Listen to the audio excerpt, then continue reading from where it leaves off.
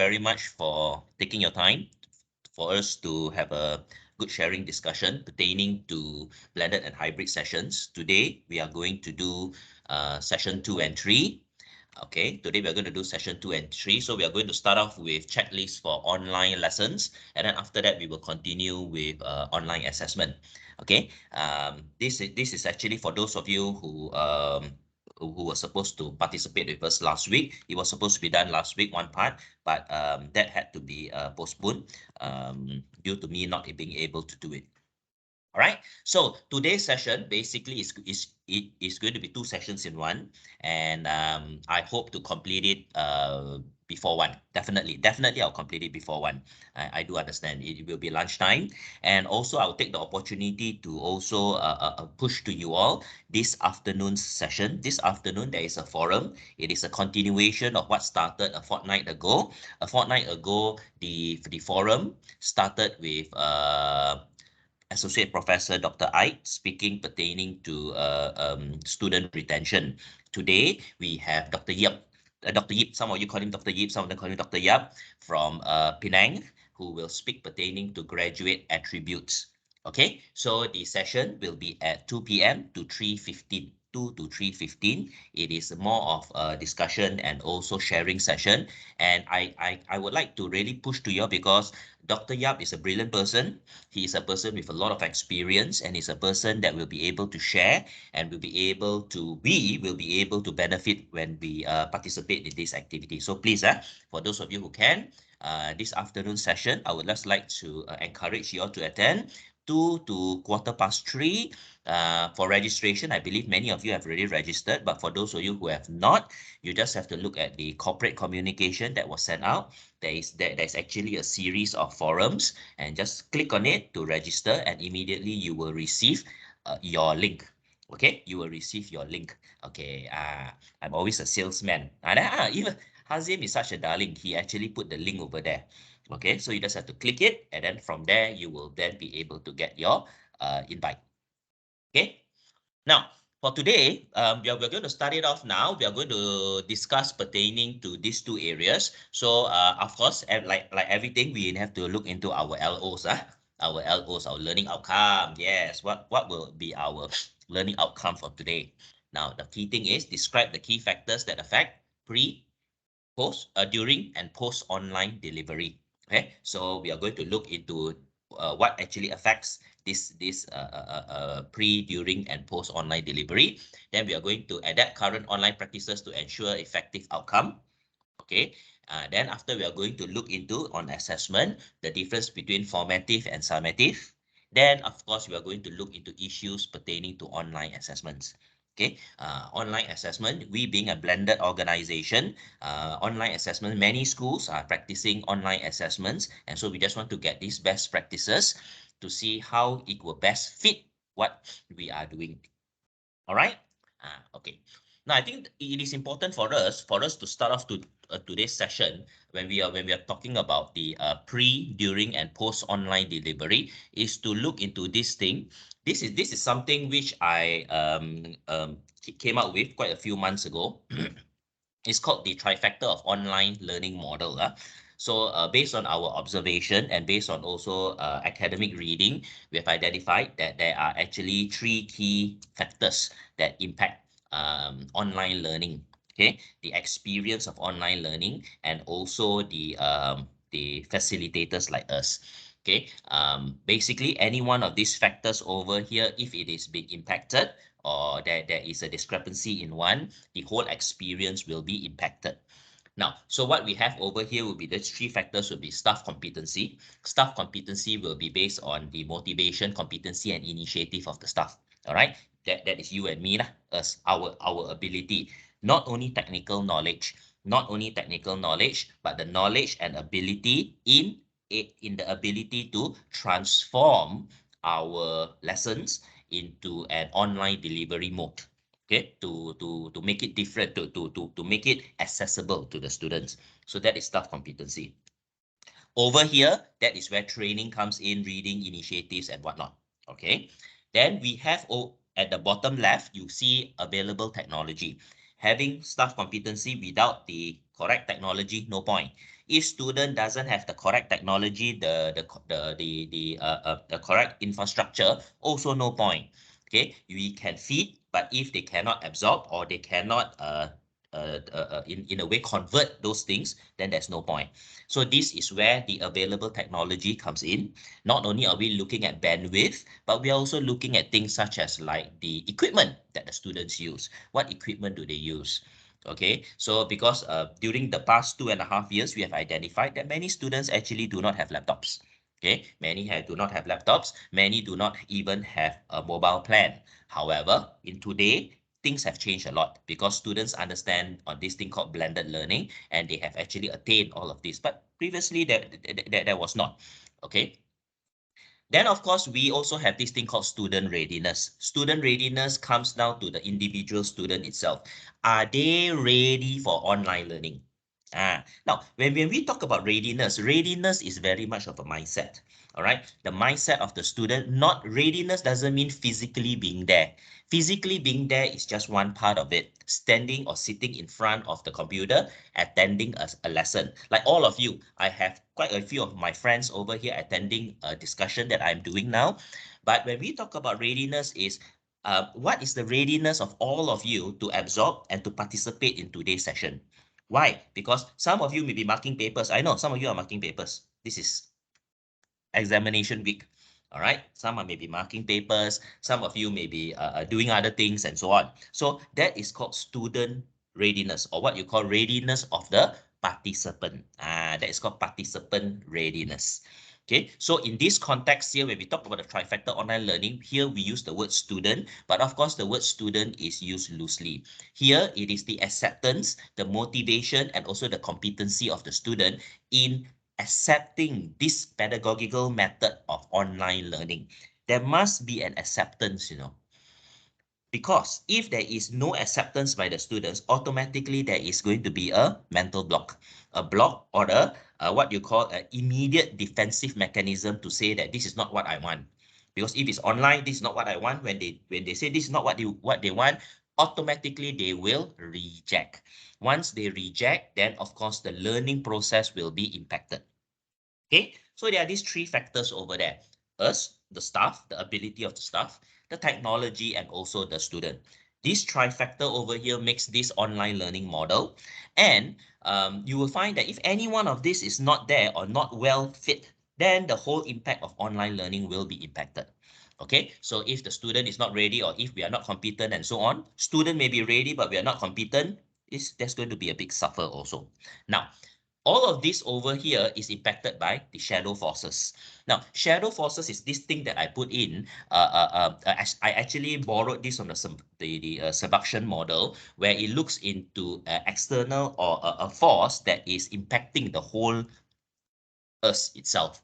Things such as like retention policies, institutional retention policies, procedures, rules and regulations, and whatnot. Okay, I give you one example. Let's say I'm very innovative. I want to use a lot of technology. I want to do this and that. So under staff competency is high. I have the initiative. However, as you know, in some of our institution, the regulation or the lock on our laptop is very high. Uh, Over in UG, friends, for those of you who are in Penang, I just want to tell you a little bit. I think some of you may know, I cannot install anything in my computer. Cannot. Tak boleh. Okay, everything is very strict. Anything that I want, I need to go to ISD, get their permission. They will find out why, whether I want to install or not, and so on. So these are called boundaries, or I won't call them boundaries. Are called barriers in a way, barriers for innovation. Now we do understand why ISD is doing it, because of security features. I mean, security and the impact of if not doing it, what is going to happen is it could be detrimental in the long run. However, in a learning context, I'm not pointing fingers. I'm just looking at us in discussion on a learning context where I would want to try something new. I would like to be innovative. I would like to do, as you understand, we being educators, sometimes we can learn something the night before the class and we want to try it the next day. Cannot. At least y'all can. Pit Huan, y'all can. Y'all can install. IMC check regularly, no issue. That is normal. But we all cannot. Okay, ours is actually locked. I don't blame ISD on that, but it actually suppresses the way that we are being creative. So those are called shadow forces. So this basic model that I concocted over here basically looks into what are the basic impacts or things that actually have a direct impact on us as educators. Now, the reason why I want to stress on this is because in today's session, in the first part, when we talk about online delivery, a lot is going to be emphasized not only on us, but also on the readiness of the student, because that is a key aspect, readiness of the student. Okay, how do we ready the student? Okay, so that is why even at this current juncture, we are also thinking a lot of our students from secondary school, when they come in, they have this duration, a very short duration for them to transcend in the way that they think. From a secondary school, now they are in tertiary education, they are in university, and they need to transcend in the way that the acceptance that now this is going to then be the beginning of stage 2 of my life. So during that part there, that is called student readiness. If student adapt fast because of a good positive environment, then they learn fast. Then they accept reality and then they start learning fast. But if students do not transcend fast and they are always at the stage of why am I here? Why am I doing this? And so on, then there is going to be a lot of loss and a lot of in a way wasted effort that we put on to the student itself because they are not that they are not ready to learn. So this is something which is very key, and this is something which we have identified, and we are looking into processes on how do we narrow down that gap. Now, some students are very good. Some students after secondary school, they come into university, they are ready. Yes, I am ready. I've done my reading. I know why I'm here. I know why I'm university. But some students take a longer time. The longer they take, the harder for them to accept that they need to be doing well and so on. That is why it is not uncommon for us to hear this from students. When I joined university, first year, I do not know what I'm doing. And then after that, in the second year, I suddenly understood that this is what I want. Okay, eventually, I did well. Fine. In the second year, they realize self-actualization. But isn't it such a waste that the first year, the transitioning period, it took them 1 year for them to realize? All right, what have lost? I'm not saying this student did not do well. No, finally they achieved because they have actually went through that. Okay, it is the whole learning process. But I believe it is also our role as an institution to help in students' readiness, to assist in students' readiness. Now, this is not something only one department does. It is not only the school. It is an institutional wide process to drive, to encourage students to be ready. That is why we always hear, students come in today, they are not ready. Students come in today, they have a different mindset. They have a tidak apa attitude. But eventually in the final semester, they actually realize that this is so important, but it's already at the final semester. Okay? So this is this online learning model. All right, ladies and gentlemen, good. Now, so as we start off today's discussion, this will be the foundation. Aren't they supposed to be ready when they choose to study in university? We hope, we really do hope that they are, but in reality, many are not. That is where the sad reality is. Many are not. Many are doing this due to factors that is beyond their control. Oh, parents ask me to do this. Oh, I just sign up because it's my friend. That is why we do get students after 1 or 2 semesters switching, leaving, and so on. For us, we always hope that at the end of the day, that when students purchase their product, purchase a product, when they buy, they purchase, they know what they're buying. But like all of us, sometimes when we purchase, at the end of the day, we make mistakes in our purchase. Why do we make mistakes in our purchase? Because maybe we did not do background research. We did not realize what was our actual need. We just purchased. You see, it's like going to a restaurant at the end of the day, not being satisfied. It is like buying clothes, it's like buying a mobile phone and whatnot. So it is very similar to what the students are doing. So we want them to, at the end of the day, realize on their readiness that already now you have already decided, let's see how we can reduce the discrepancy in their acceptance that they are already here. Okay. Now, so when we look into this whole delivery, classroom delivery, and how what we do, this is what we're going to do in our first part. I always fall it back down a little bit to how like an event, running an event. Okay, when you run an event, there's always a post event, there's always the live event, and there's I'm sorry, the pre-event, the live event, and the post event. Okay, so in the pre-event, before an event takes place, there's always the preparation and promotion. You prepare for it. Then during the live event, it's called the event execution. And finally, the post-event is the event follow-up. What went well in the event? What did not do well in the event? Okay, so when you do online classes, similar, very much similar. However, of course, when we are running an event like a big concert or something like that, the duration of preparation and promotion, the preparation part, is normally a more lengthy process. But when we run on a daily basis, our classes online, then we take less time due to our familiarity. But the process is the same. So I think this is important for us to understand, because in my discussion today, I also break down the whole process of online delivery into these three areas: the pre, the live, and the post. Because at the end of the day, I find we need to analyze these three factors over here. And by analyzing these three factors over here, we have a clearer picture on why we do well. Sometimes the reason why the event execution is a failure or not as successful as you want it to be could be because of the pre-delivery checklist that wasn't done properly. Okay. Now, so to start it off, we are going to look into the first part, which is called the pre-event.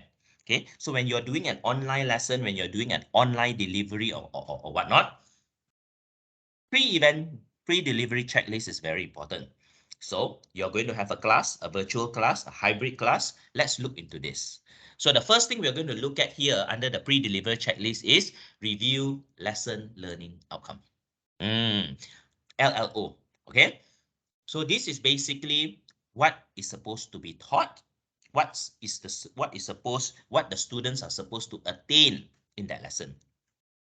Where does the LLO come from? The LLO comes from your CLO. Okay, now in the particular subject or course, there are numerous CLOs. And these CLOs actually tell at the end of the course what the students must achieve. So those are called course learning outcomes. Clear? I think this all of you are pro already.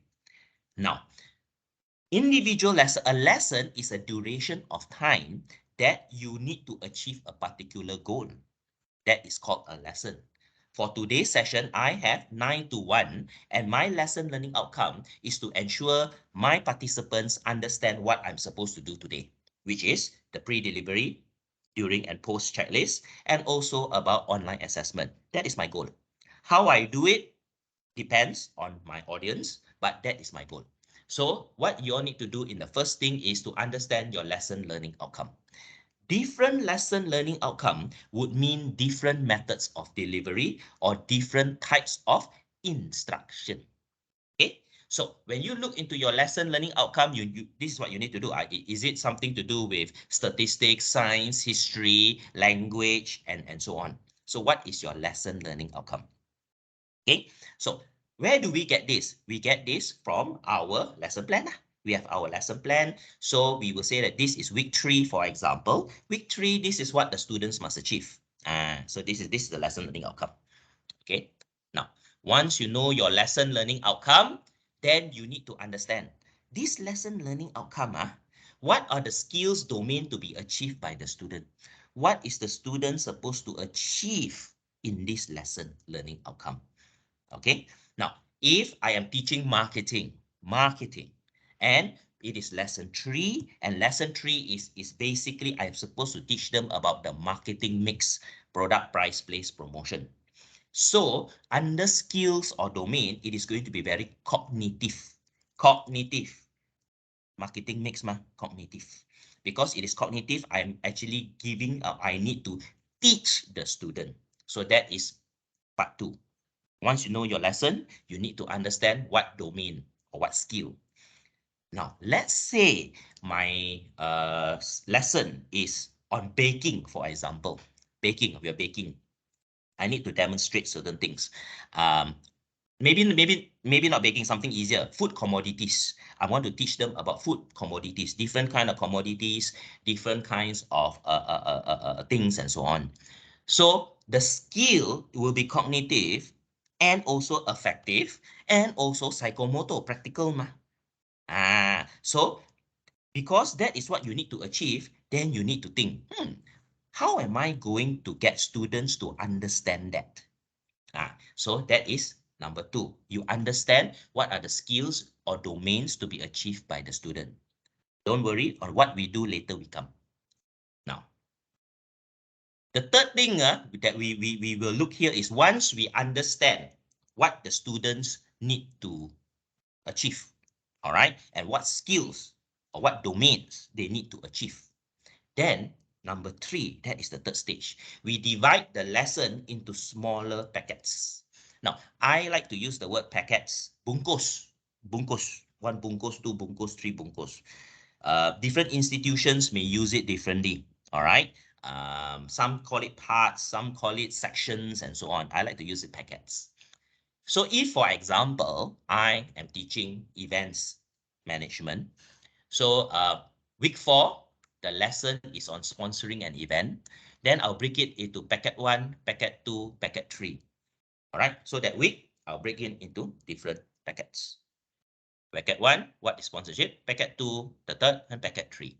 This is to, once you break it down smaller, it is then easier to control. It is easier to put activities inside. That's number 3. Number 4, design activities for each packet. So each packet, you design activities, right? I'm going to take a step back to show you. So for example, if it is packet 1, what is sponsorship? Trends influencing the trends in sponsorship. Let's say this is packet 1. I put half an hour inside there. So I'm thinking, what is the best way to educate my students on this part, this first packet over there? I don't want to do lecture first. I'm going to show them a video. So for me to achieve packet 1, maybe I would say I'm going to show them a video and we're going to do discussion. No lecture, video. Okay, so in that video, I'm going to show different kinds of sponsors, different kinds, all right? Different kinds of activities, advertisings and whatnot, maybe. And then from there, we will start discussing. As we discuss, I lead the discussion. At the end of half an hour, I've completed my goal for packet 1. Students understand what is sponsorship through the video. And during our discussion, we discuss on trends influencing the trends in sponsorship. So the goal of this packet was achieved not by a lecture, but by a video and discussion. This is what it means. Example. Okay, following guys, following. Now, in packet 2, sponsorship benefits for events and sponsor, and the value of sponsorship policy. That is my next packet. That is the next goal that student must do. This one, I will say I do lecture. I do lecture lah. So I will do a 20-minute virtual lecture. That is what I want to do for this packet.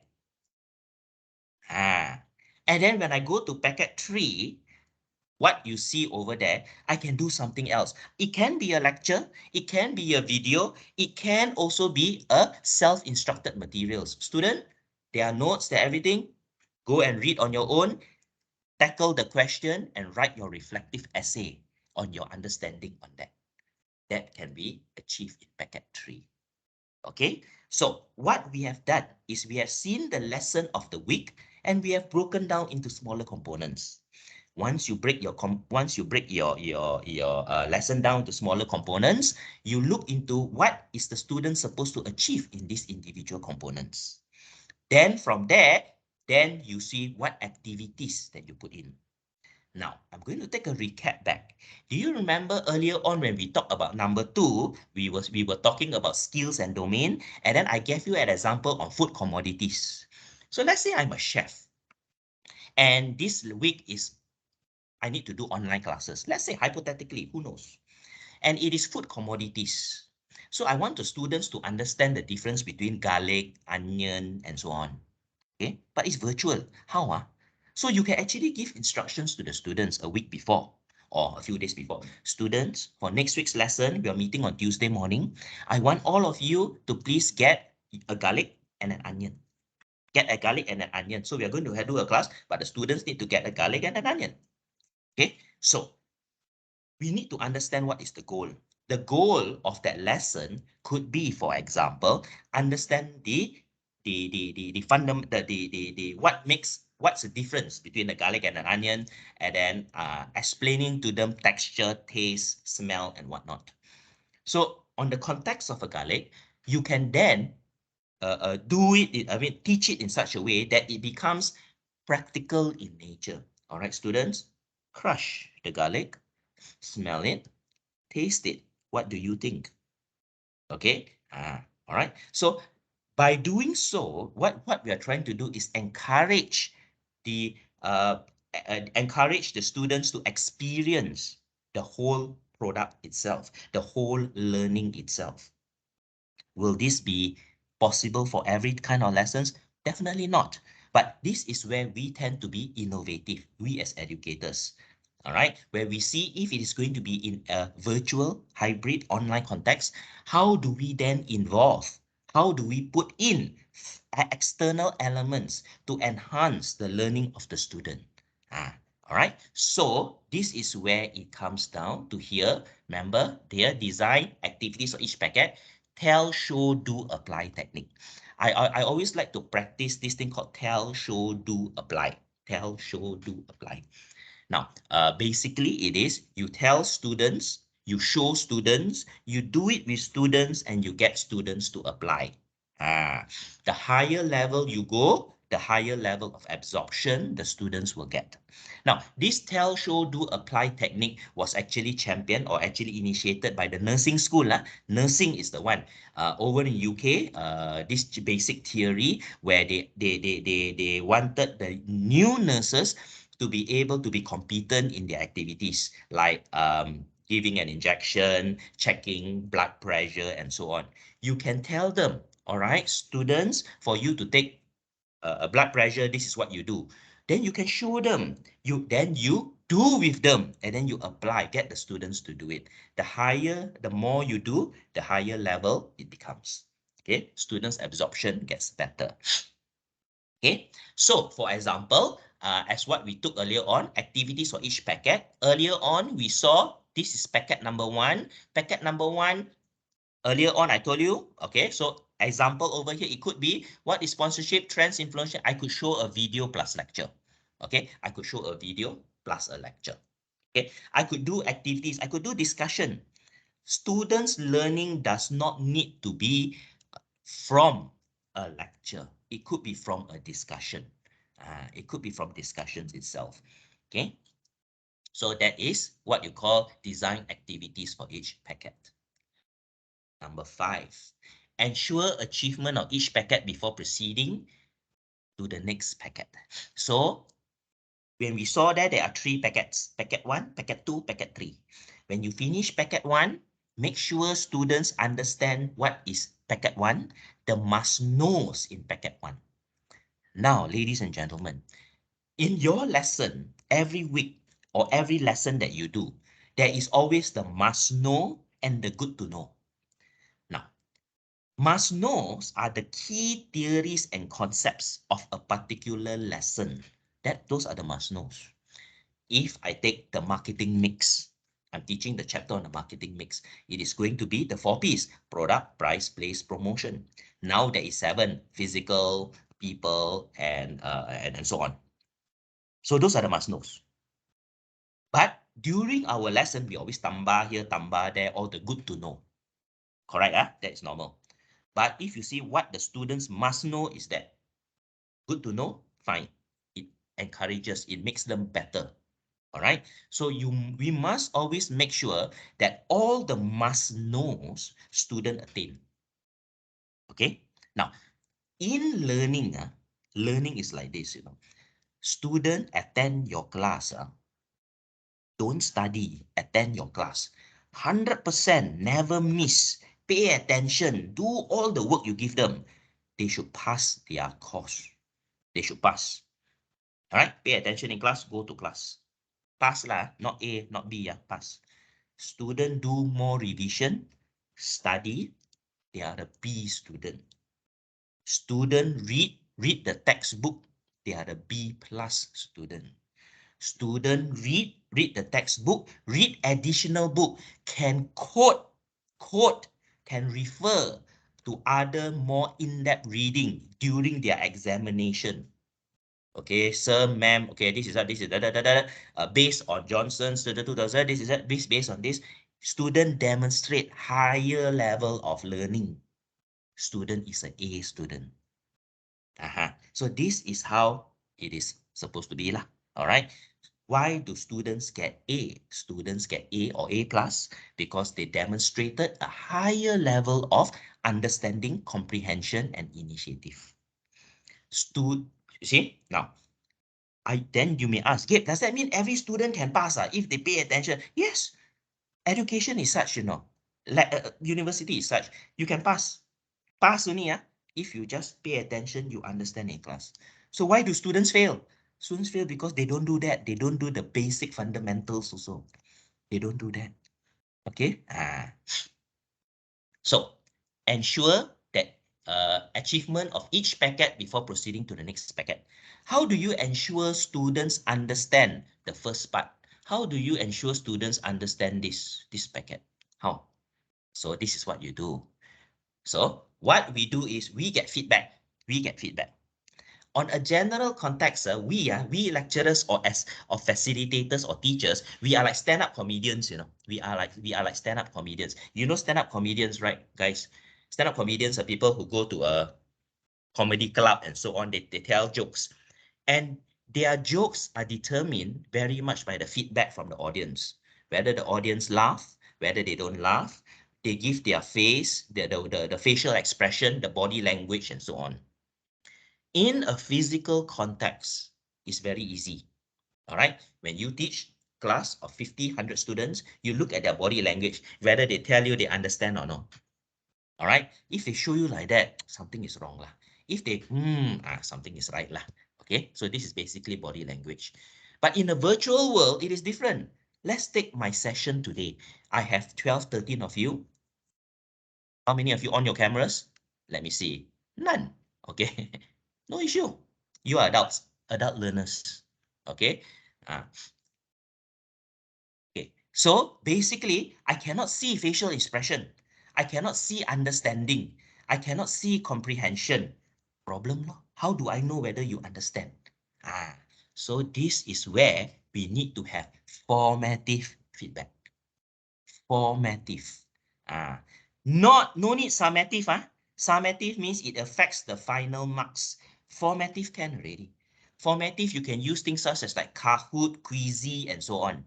You come up with questions on the must know. Let students answer after the first packet. After the first packet finish, you do Quizzy. Okay? Or you can do questioning to your class. If I do a Quizzy and comprehension is more than 80%, correct? Good. Students have proven to you they understand. Then I go on to the next packet. If the comprehension is below 80%, now 80% is just a threshold I use. When I do my lessons, I use 80%. Below 80%, then you know there is a big population in your class that do not understand the must know, and the must know is critical. So what you do? You do basic revision. All right, students, it seems that some of you still don't understand here. Let me take the next 2 minutes to explain about what are the 4 Ps. Is product, price, place, promotion, then you elaborate a little bit. This is called part 5. This is to ensure students understand this packet before you go on to the next. Now, what is the kebaikan or the benefit of this? Students will be motivated, number 1. Because a lot of the lessons or the way that we learn are what you call progressive learning. Progressive learning, or what you call sequential learning in certain textbooks, is you would normally need to know part 1 before you go part 2. Then you no need to do part 2 before you go part 3. The problem a lot of students lose motivation is because they don't understand part 1, and when you go part 2, then the link towards part 1 is not clear. So when you talk about part 2, students don't understand because part 1 is already not clear to them. Why does that happen? Because we don't ascertain understanding of part 1 before we go on to part 2. Now, in a virtual world, it is important for us to do that. It's very important. We need to ascertain part 1 before we go on to part 2. So you do formative feedback. Formative, enough. No need summative. All right? Simple Kahoot, questioning, and so on. Okay? So I find this critical. This is very important. And another good thing is, this is actually required by outcome-based education, OBE. For those of you who practice OBE religiously or good OBE practitioners, you will find that one key aspect of outcome-based education is the demonstration by the participants on the outcome of the lesson. So when you do this, you are getting the students to demonstrate to you the outcome of that particular packet. So if that lessons have 3 packets and students have demonstrated to you that they understand, so OBE is achieved. Outcome-based education then is achieved for formative part. And the good thing about this is it is accumulative. If they demonstrate to you comprehension in every lesson, at the end, when your summative assessment is done, 99% they will demonstrate to you the same thing, that they are competent. They are competent because during the lesson, they have already gone through competency tests. Every time formative assessment. Reach at the end, they will be able to do. Okay, so that is also another benefit. Next, 6. Achieving lesson learning outcome goals. Lesson learning outcome can be planned by duration. Example, a student may take a week to complete LLOs. This will comprise of 2 hours face-to-face online lesson and work given on the LMS. Now, some of you, excuse me, still getting a cough. It's not gone yet. Yeah, for some of you who do not know, the reason why I canceled last week because I got a COVID. I just came back to office 3 days ago only. Yep, lucky me. All right. So this time for me, it was always it's been the cough. The cough has been quite bad lah. But now okay already. Don't worry. Quite. Now, yes, soon. Give me a few minutes. Just let me just complete this part. Then I will give you a short break. All right. Now, so what we see over here is students may take when we talk about achieving LLO goals, we need to understand. Okay, this is where it becomes important. Let me explain to you. When in your lesson plan, you have every week you're supposed to achieve something. You're supposed to achieve certain lessons goals. In a traditional context, you go into class, you teach 2 hours on Monday, 2 hours on Tuesday, then you achieve your goal. In the virtual context, you can do what you call self-instruction materials, where the student actually learns on their own. Student learns on their own, no issue, same thing, okay? Student learns on their own, you do not need to be there. However, it is important to ascertain whether they achieve the goal. Now, what it means is this. You give work to student, you give your self-instruction materials to the student, and you give them a duration to complete. Example, let's say this is week 4 for me, and I want students to learn on their own. So what I will do is I'll tell students, please go to Open Learning. All the instructions are there. Please complete your work, and I need your reflection by the end of Friday. So I give them 5 days. Hardworking student will go in on Monday and complete it on Monday itself. So they have achieved their goal. Some students can even achieve it on Friday night. No issue, they are the same because that is the duration. This is called achieving lesson learning outcome goals. In the context of virtual learning, we need to take away the general mindset that we have that it is going to be Monday 2 hours morning and Tuesday 2 hours. No, the learning can take place in a week, one whole week itself. So students can take their time to learn on their own pace.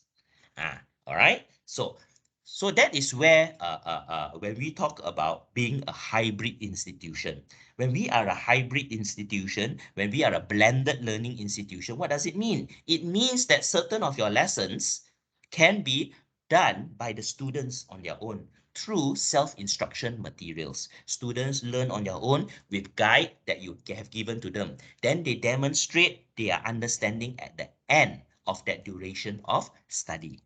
Okay. Now, then understand the level of your audience. This is where you will, this is point number 7. What kind of activities you do for your student, you need to understand what level.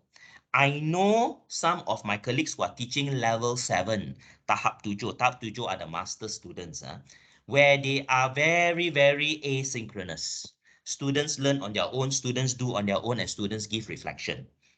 At lower level, certificate level. For those of you who are teaching certificate level, you should be more synchronous. Okay, you should be more synchronous means be with the student because they are the lower level. The higher level you go, the more asynchronous you can be. What we have, so every month I'm part of the blended learning team with UOWGE, where the representatives are from Australia, Dubai, and Hong Kong. All right, so we always share our practices. Over in Australia, when they do their blended learning, they are degree year 3s and their final year degrees year 3 and year 4. Australia got year 3 and year 4, their honors year, and their postgraduate. A lot of them are very asynchronous. And the feedback that they get from the student is they are so happy. Students are so happy, or they're good, no problem. Because we have identified a lot of students in Australia, they work. A lot of them are actually working and also studying. They need to work to get money for their own upkeep. Whereas for us, most of our students are what you call professional students. 99% of them don't work one, not even part-time. They are actually full-time students. Okay, so generally what we are trying to state here is you need to understand the level of your students and your audience. Okay, it is not one size fit all to everybody because they are of different levels. So normally best practice, the lower the level of the student, tahap 1, 2, 3 dan 4. 4 is a diploma, 1, 2, 3 certificate, you should be more synchronous to them. The higher level you go, the more asynchronous that you can be due to their maturity and understanding of learning. Okay. Then pace yourself. You need to pace yourself also. A 2-hour online face-to-face lesson will be more tiring, strenuous for more lecturer and students than a 2 hours face-to-face lesson. Okay, so in a 2-hour virtual lesson that you do, it is going to be more strenuous. It is more difficult, more effort. You know why? Because you are guessing the feedback of the students. You are guessing whether they understand or not. In a physical class, you can see them, you see their body language, automatically you know whether they understand or not. So now in the virtual world, you are in the constant state of guessing. Do they understand what I'm saying? Do they not understand what I'm saying? And this is very tiring. And this is by research, it has been identified already. Okay. So maximum 1 hour stretch. This is the maximum. I don't even encourage that. I normally push a 45 minutes. Coming already. My time is coming. Okay. And then number 9, plan to use as many senses as possible. The more senses you use, the higher level of learning. That is why if you see the way that I do at this current context, you see me, you hear me, and I'm trying my very best to be as animated as possible. All right, because in this general context, in the virtual world, to be the more senses you use, the higher level of learning. Is another example of smell and taste is if you are doing food commodities and and the lesson is so far on coincidentally it will be on garlic, then taste and smell will also work. If you tell the students beforehand, you plan ahead, no issue. Getting students to bring a clove of garlic or a bulb of garlic is a non-issue. It is part of learning. All right, okay, students. First, then after that, you instruct them, and then from there you get them to understand and comprehend and appreciate that product itself. So the more senses you use, the higher level. You ask students to crush garlic and smell, they will never forget. But if you describe the pungent smell and taste of garlic, many students cannot Visualize what's the meaning of the word pungent smell, okay? Either than actually tasting it itself, okay? So this is what it means. Then understand and select the right tools for your audience. For your audience over here, your students, make sure you select the correct tools. If you are using laptop, make sure they have the correct software and so on. So there is so many tools at the moment. There are so many different kinds of equipment. It is important for us to select the correct one that all your students will be able to get. But currently, what we have identified, students, after going through the initial shock, most of them have tablets and also laptops and so on. Okay, and the general bandwidth of what the students are getting have improved leaps and bounds. Okay.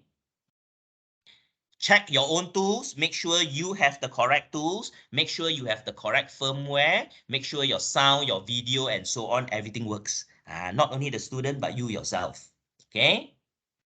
This one I want to stress, check your environment also.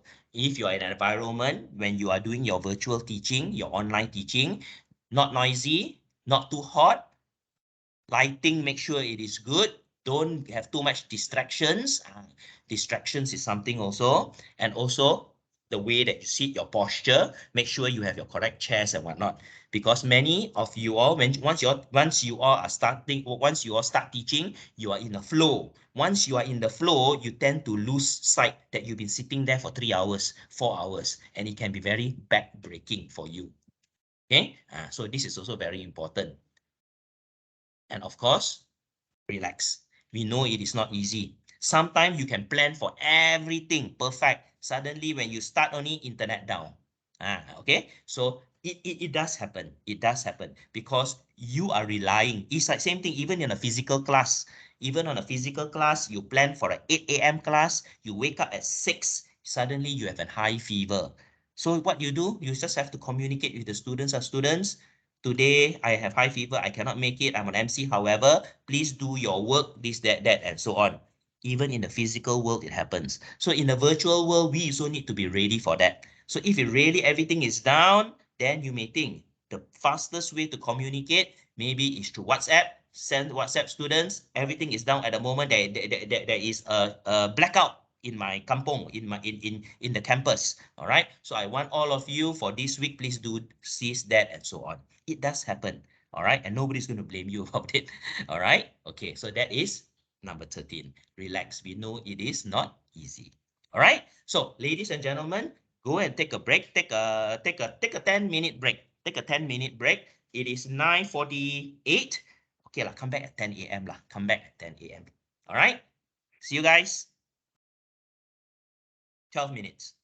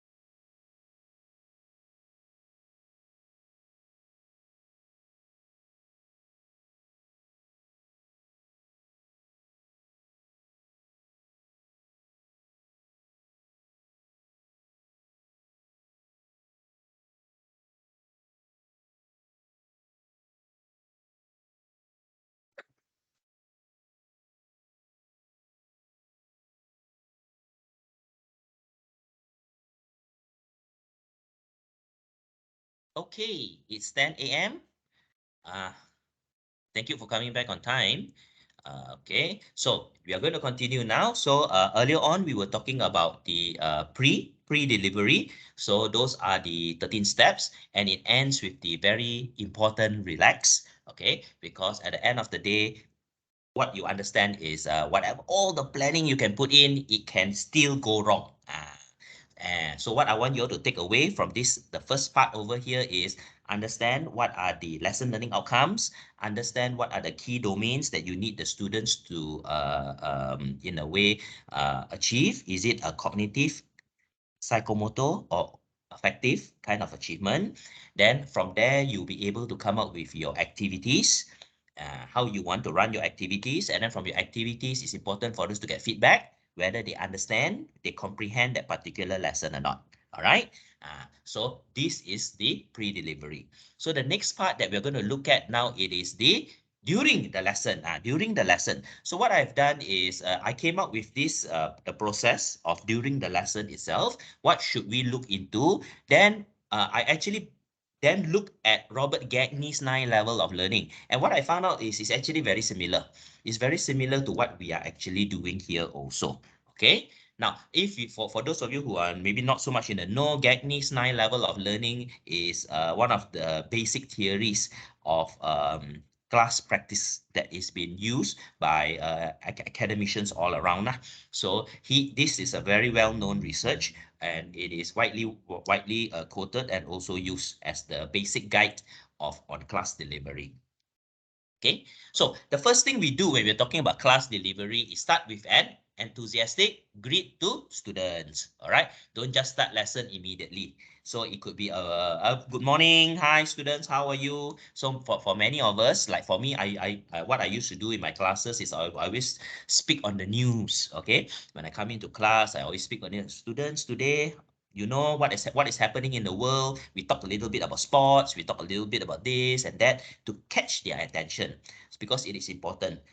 All the students over there, we have 50, 60, 100 of them. We want to catch their attention. So what's the best way of catching their attention? We catch their attention with something that is related to them.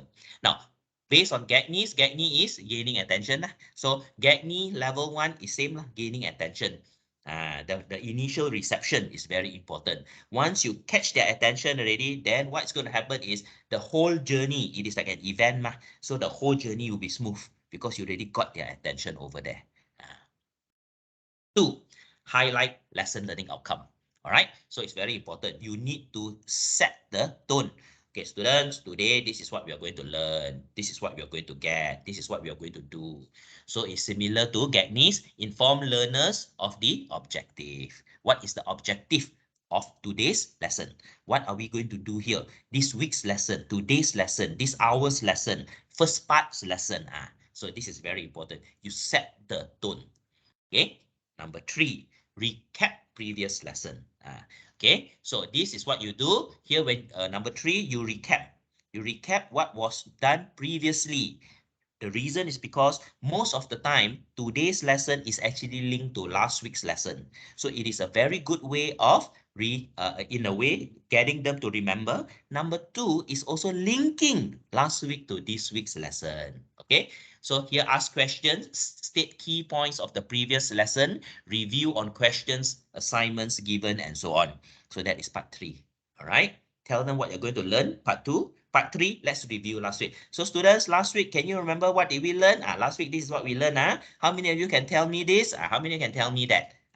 So under Gagne, it is stimulate recall of prior learning. All right, get them to recall. Let them use their brain to recall back what is actually, what they actually did. Okay. 4. Suggested for those who are new to online teaching. Now, this is something which we put in I put in based on my observation. This is suggested for those who are new to online teaching. We still have new staff joining us and whatnot. So those who are new to online teaching, to have a colleague to observe the lecture and give immediate feedback if needed. All right. Now, the reason is because sometimes you may be doing your lecture, you lecture 15, 20 minutes, then suddenly you found out you are muted. Then suddenly found out your video is not actually on. Why? Because technology is such. It has happened to the best of us. All right. So especially those who are new, it is good to have a colleague or a friend. You just ask one of your friends, hey, you don't mind join me in my class? Just come in. And then the friend also will be your sounding board. He can write to you. You are too soft. You are too loud. You are too fast. You are too slow. So this is something that is important. Okay, because we ourselves do not know. Like for me here, I always use two screens. Okay, so I have this thing. Very important for me to keep eye contact with my audience. So now I'm looking at my screen, but my slides are actually there. See, my slides are there and my screen is here. Laptop too small, cannot put all in one. All in one cannot see. Getting old already. So basically, this is also important. How you manage. So in different contexts, sometimes I will raise my middle screen to put it higher. So I will look at it this way. Because what we want is we want to make sure the audience keeps in contact with you, and your eye contact actually tells the audience that you are paying attention to them. That is why eye contact is also very important.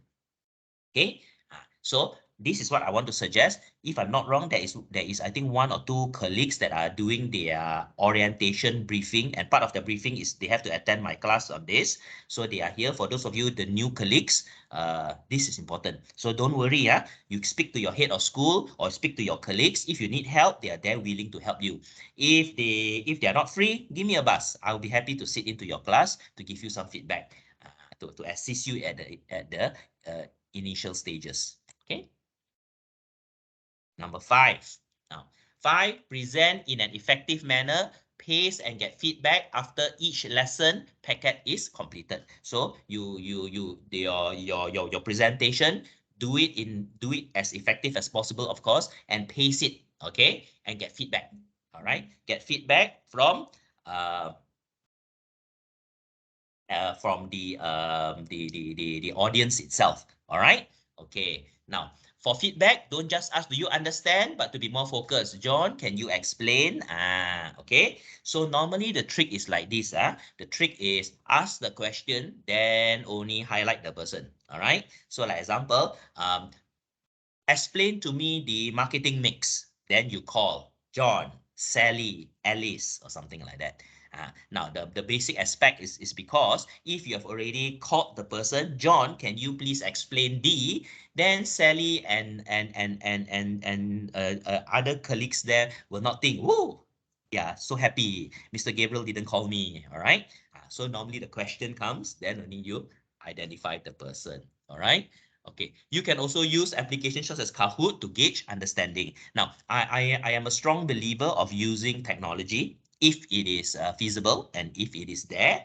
Kahoot, but Kahoot now you need to pay, so it's a little bit more challenging. So Quizy lah. So for those of you who were in my lesson, my previous one, you see me using Quizy. Quizy is actually pretty good.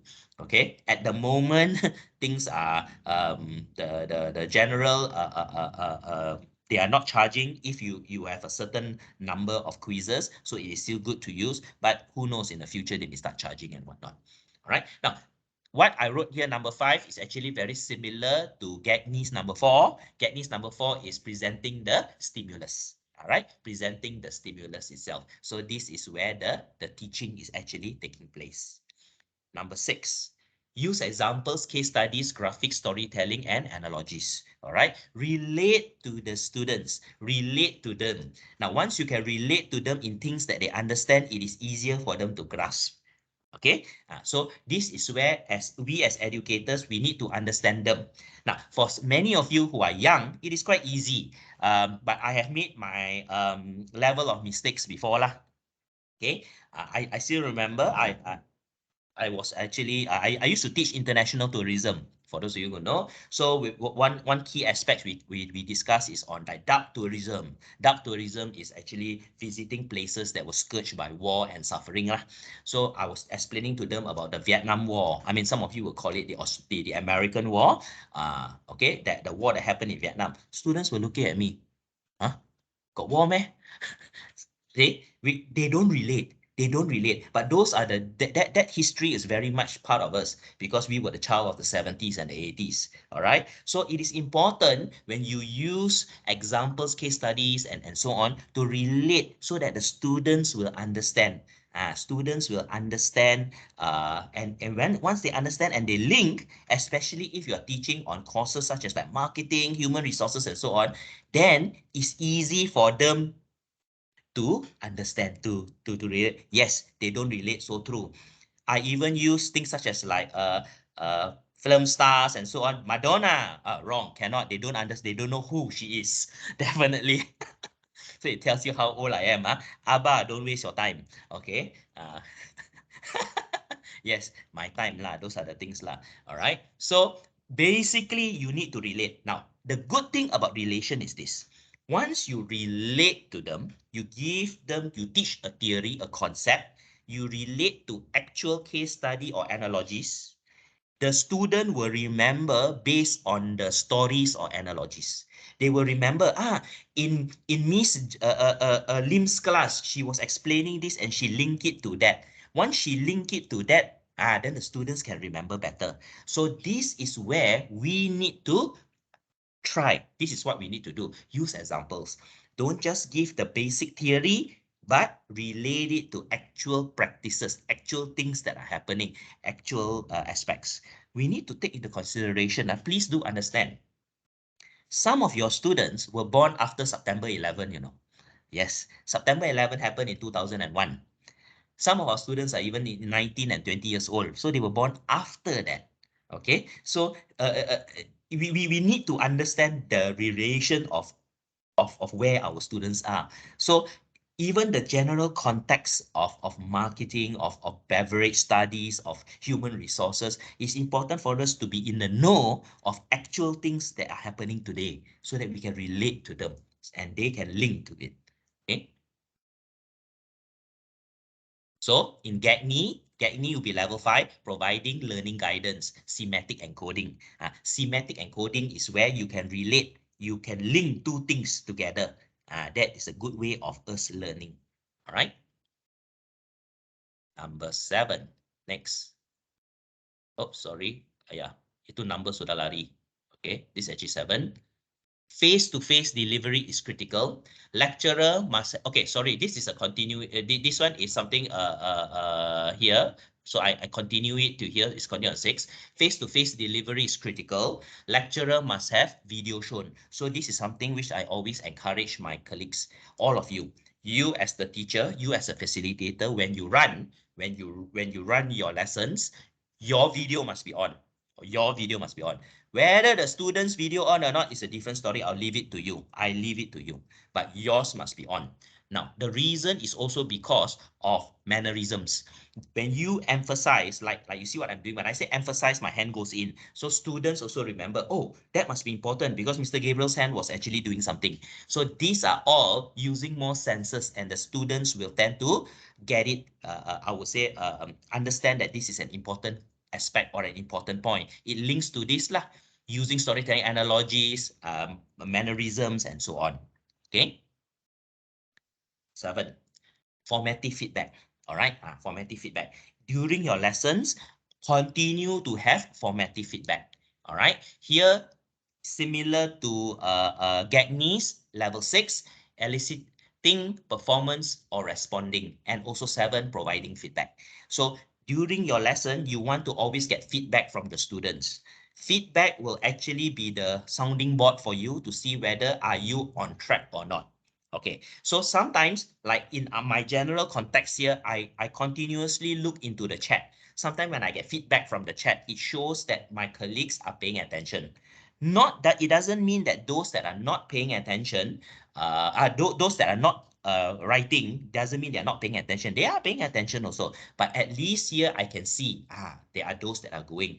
Certain things that I use or examples that I use are relating to my colleagues over here. All right. So this is what it means by formative feedback. Okay. So in class context, it's easy. Body language. We see the body language is formative feedback to us already. Whether our colleagues understand or not. But in a virtual environment, it becomes more challenging. In a in an asynchronous environment, that means self-instruction materials. Student got Monday to Friday to achieve their goal. How do you get feedback? Then you encourage feedback. You must say this. You can tell students, you have Monday, I give you your work on Monday. Friday, you hand in. You need to read on your own. You watch your own video. You write the reflective essay for me. But on Wednesday, you can say this. On Wednesday, I need all of you to go to OL to give your progress, your basic progress report. Your progress lah. So far, what is your progress like, and so on. So you are in a way encouraging and facilitating or insisting on feedback. You want the students to do. Okay. Telling the students, if you got any questions, please put and I will answer. No point. A lot of students don't ask. Certain classes are very good. I got feedback from my colleagues, other lecturers. Very good. Like students, you just say any questions, ask on the message board. Hundreds of questions, discussion, and so on. But certain ones very quiet. So you need to do it. Say, students, Wednesday, I need you all to put in your comments on Wednesday. Your feedback on Wednesday, your progress on Wednesday, or something like that. So that the students will now be, in a way, prodded. Okay, prod, using the prod stick. I have to do something on Wednesday. So this is the way of pushing them. Okay. This is a societal thing. It's a community societal thing. In our context, this is how it is. Now, for some of you who have taught in other countries, or maybe you all teach international students, you may find it different. Say, Gabe, no problem. I ask them for feedback. I no need to put a date. They all give feedback. Good. But in our context, a lot of our students are still very, in a way, quiet in this context. Okay, so we need to, in a way, prod them so that we can get their feedback. We can encourage them in a more subtle manner, in a way, forcing them to give their feedback. So this is important. Okay, formative feedback, Kahoot, poll everywhere, Quizlet. So I put a point here. These are the things that can actually be good. Use it in your class, use it in the virtual environment. You can even tell the students, okay, guys, Wednesday night, I'm going to open Quizlet, I'm going to open Kahoot. You do it, up to you, from 3 p.m. to 8 p.m. Okay, you open 5 hours because it's virtual learning. Tell the student, go in, all of you log in, because when they log in, log in, finish this quiz. I need you to do formative feedback. So everybody will go in. That is the way of getting feedback also. That is a way also. Okay. And on your side, need to do work. No need. Set that one, mark by itself. It marks by itself. Okay. Kahoot, a lot of these are marked by itself. Then it comes up the statistics. And the statistics will help you, because it will tell you where the students stand, how many still understand or they don't understand. That is what the feedback for. The feedback that comes in is not for you to do for fun. It's for you to take corrective action when needed. If marks low, corrective action. If high, you pat yourself on the back. Well done. That is where it is. Formative feedback. 8. You do already, you need to close the loop. Close the loop is important. Review lessons of the day. You need to review. Okay, students, at the end of the day, this is what we have achieved.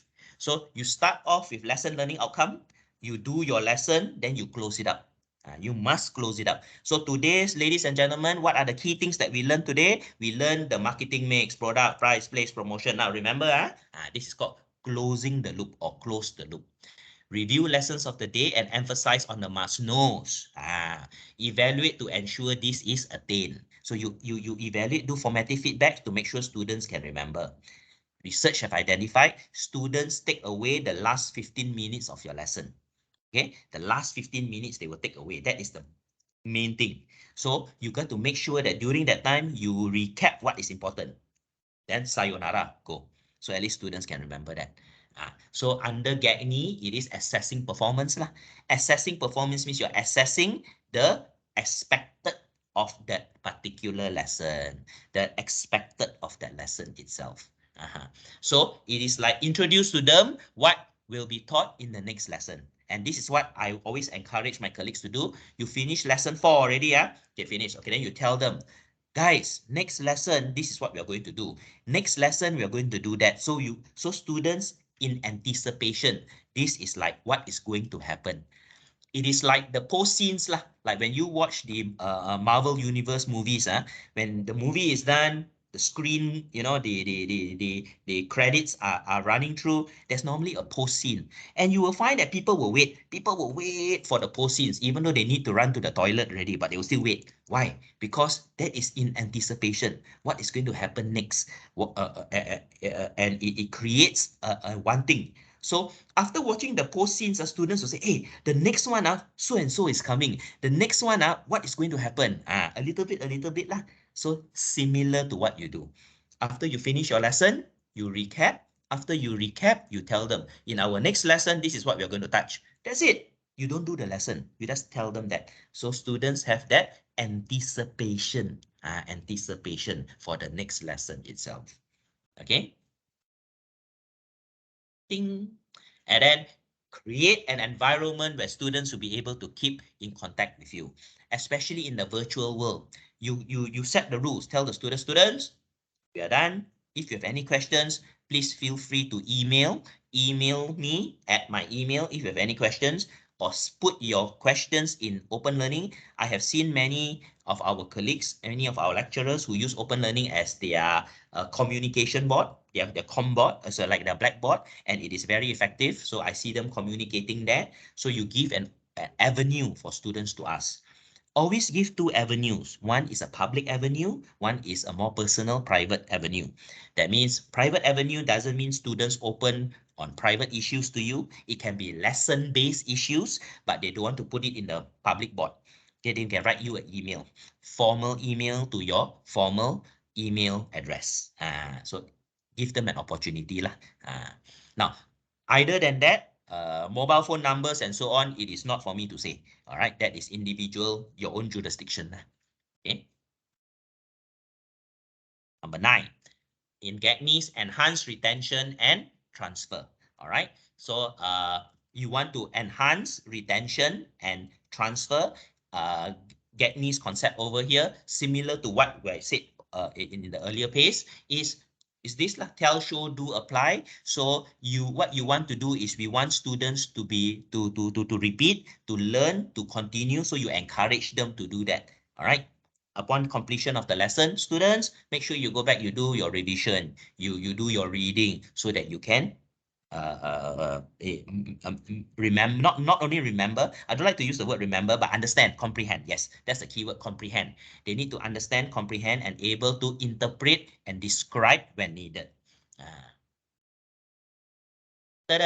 So if you look into the whole process itself, it starts off from lesson 1, setting the lesson learning outcome, all the way to encouraging students to continue to revise. All right. So in the class context, it is actually a process over there. All right. We welcome students. You tell them what is today's lesson. You recap what you did before. Then you do today's lesson. Then at the end of the day, you recap what you do today. And then you tell them what you're going to do tomorrow. All right.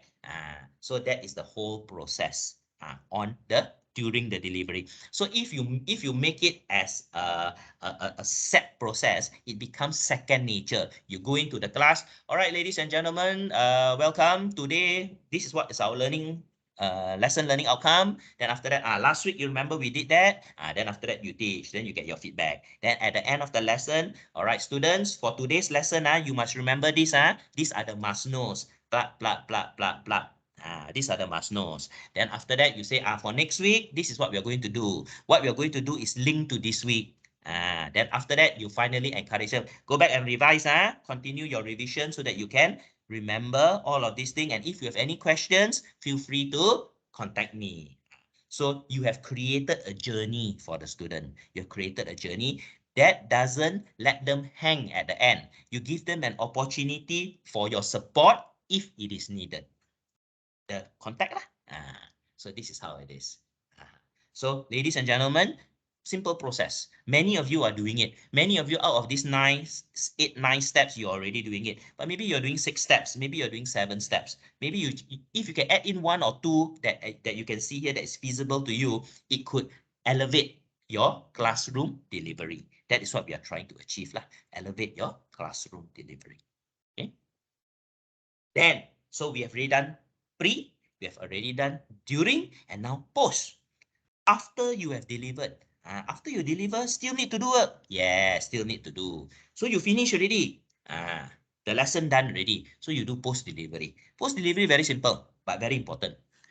One, reflect on the effective versus non-effective methods. Certain things you do effective, certain things not effective. So you reflect. This could be class specific. You tell the same joke to class A and class B. Class A may be laughing, nobody's business. Class B may not be laughing, you know why? They don't understand. Because it is class specific. It doesn't mean the joke was bad. The joke was good, but it's just class specific. So you need to understand. So just for us as educators, every time we finish a lesson, we come back, we need to recap. We need to also reflect what was effective, what was not. This class, I need to tackle certain ways. This class, I need to tackle certain ways. This group, I need to use this way. That group, I need to use that way. That is what post-delivery is. Okay? So we ourselves adapt.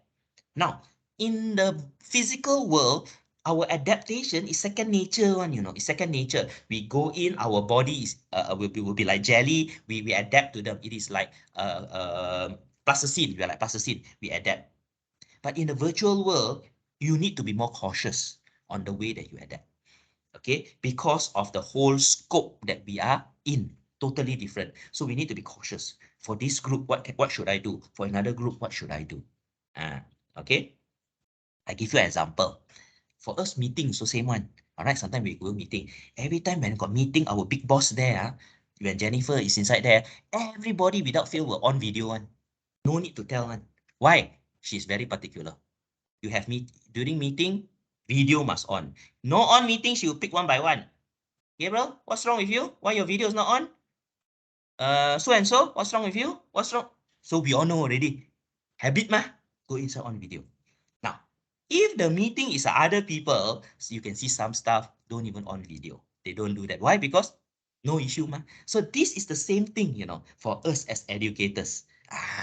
So this is number one, reflect. Change if not effective. Improve if it currently works. Not effective, change. Please change. No good, throw away. Doesn't mean no good, continue. Throw away. If it's good, improve. You may want to improve on it. Improve on it. How can I make it even better? Like for me, what I've done is, since we've been doing a lot of these virtual lessons and whatnot, I have acquired a separate mic, a microphone. So I got this external mic, which is at the moment not here. Somebody borrowed it. If I put it on my laptop and I move, it's still able to capture my voice because I like to move. When I do even my hybrid classes, I like to move. So it actually captures. So this is called improving. Sometimes we need to understand the limitation of a technology, so we improve on it. Number two, review on the less involved students. They are in your class, especially if you're doing virtual. I feel a bit of a challenge, especially for our MPU lecturers. Our MPU lecturers do virtual and they do 100 over students. 100 over students, normal. English lecturers, 100 over students. So you need to review on the less involved students. Okay, certain group of students, maybe they are less involved. How do you get them involved? It could be due to lack of conducive technology available to them. Is it you then you need to identify back again lah. Okay, remember the trifecta: student readiness, technology. Why are they not involved?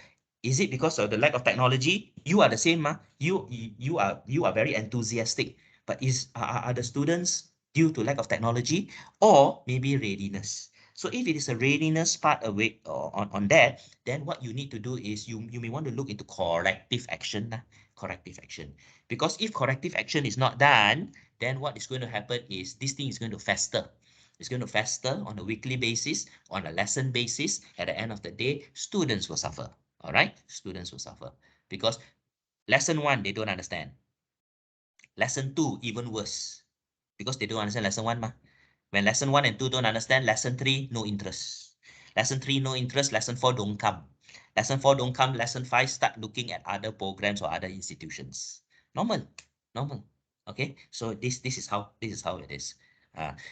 Small classes, small, if you're teaching 10, 20, less than 20, less than 30, not so bad, easier to control. But for those who are teaching big classes, this one need to be a little bit more attentive lah.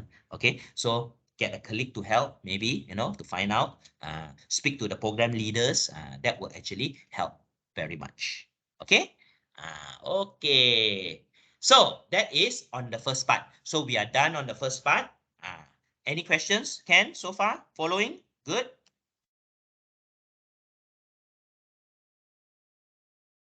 Yes, okay, following, all right. Okay, so what I'm going to do is I'm going to give you all a short 5 minutes only, just to run to the toilet, short 5 minutes, run to the toilet, or drink a little bit, then we will continue with the next part. Okay, so it is 10:30 at the moment, 10:35 we continue. I also need to run to the loo.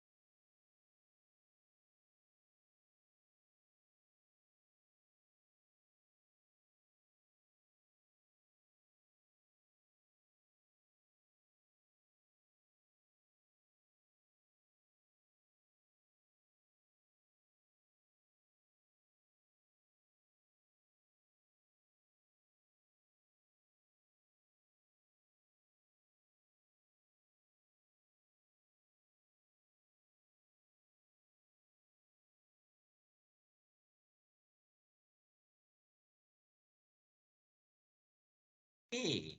All right, guys. I know it was a very short break.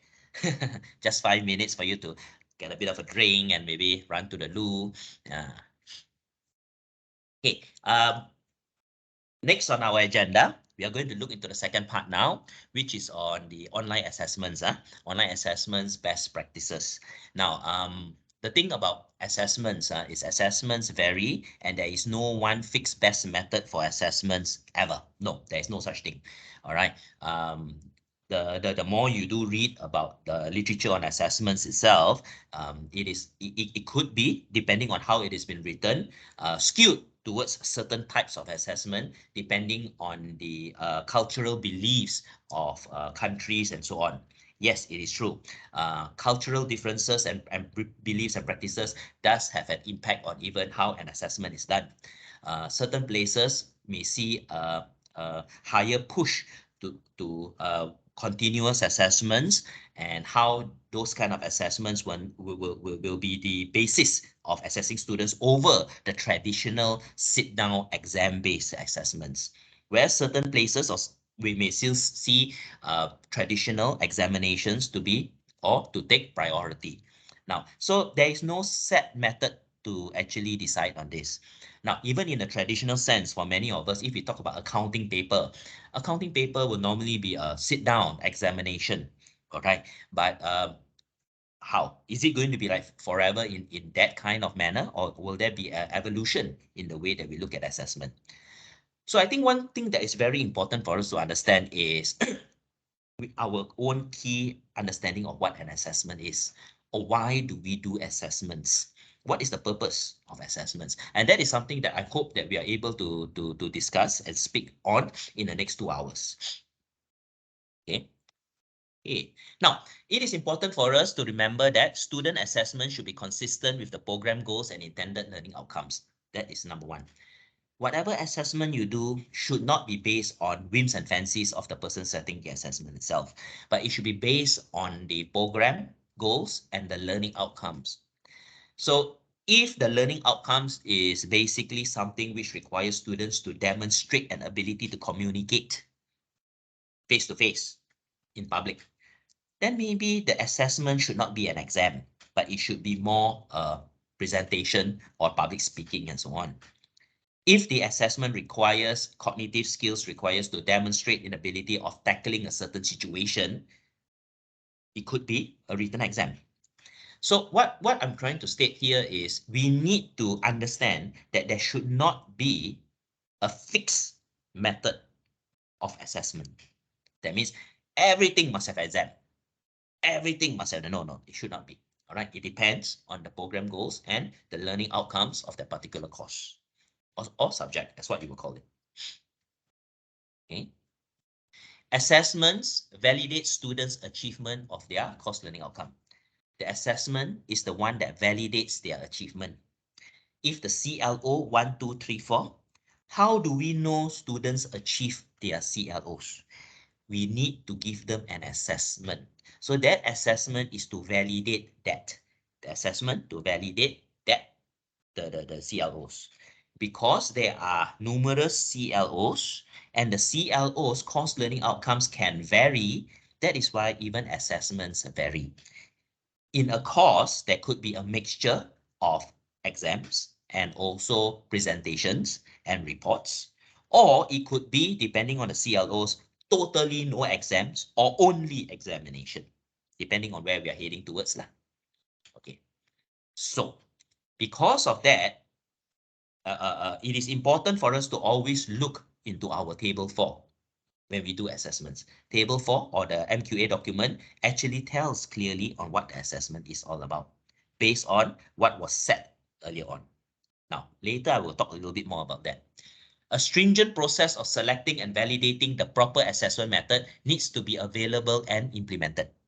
Now, the key word here is stringent process of selecting and validating. It needs to be stringent. It cannot be done ad hoc. I like to do this way, I do this way. I like to give exam, I give exam. Oh, why? Exam easy, ma. Just do exam only. No need to go and do presentation and this and that, headache. That's how students do exam.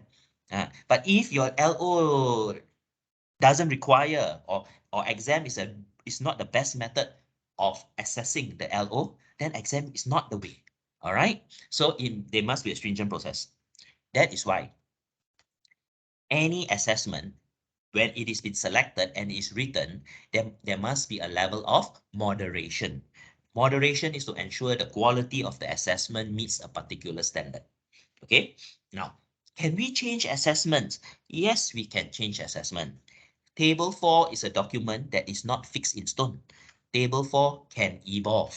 You need to go through this thing called a program review, a course review. Every year must do.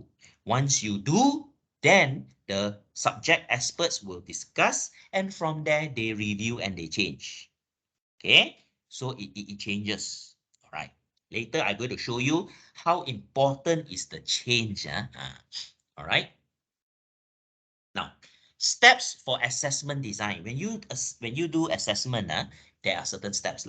So number 1, define results to be measured. What do you want to measure? Before you even do any assessment, you need to do, what do you want to measure? Are you measuring cognitive skill? Are you measuring affective heart? Are you measuring psychomotor? So what do you want to measure?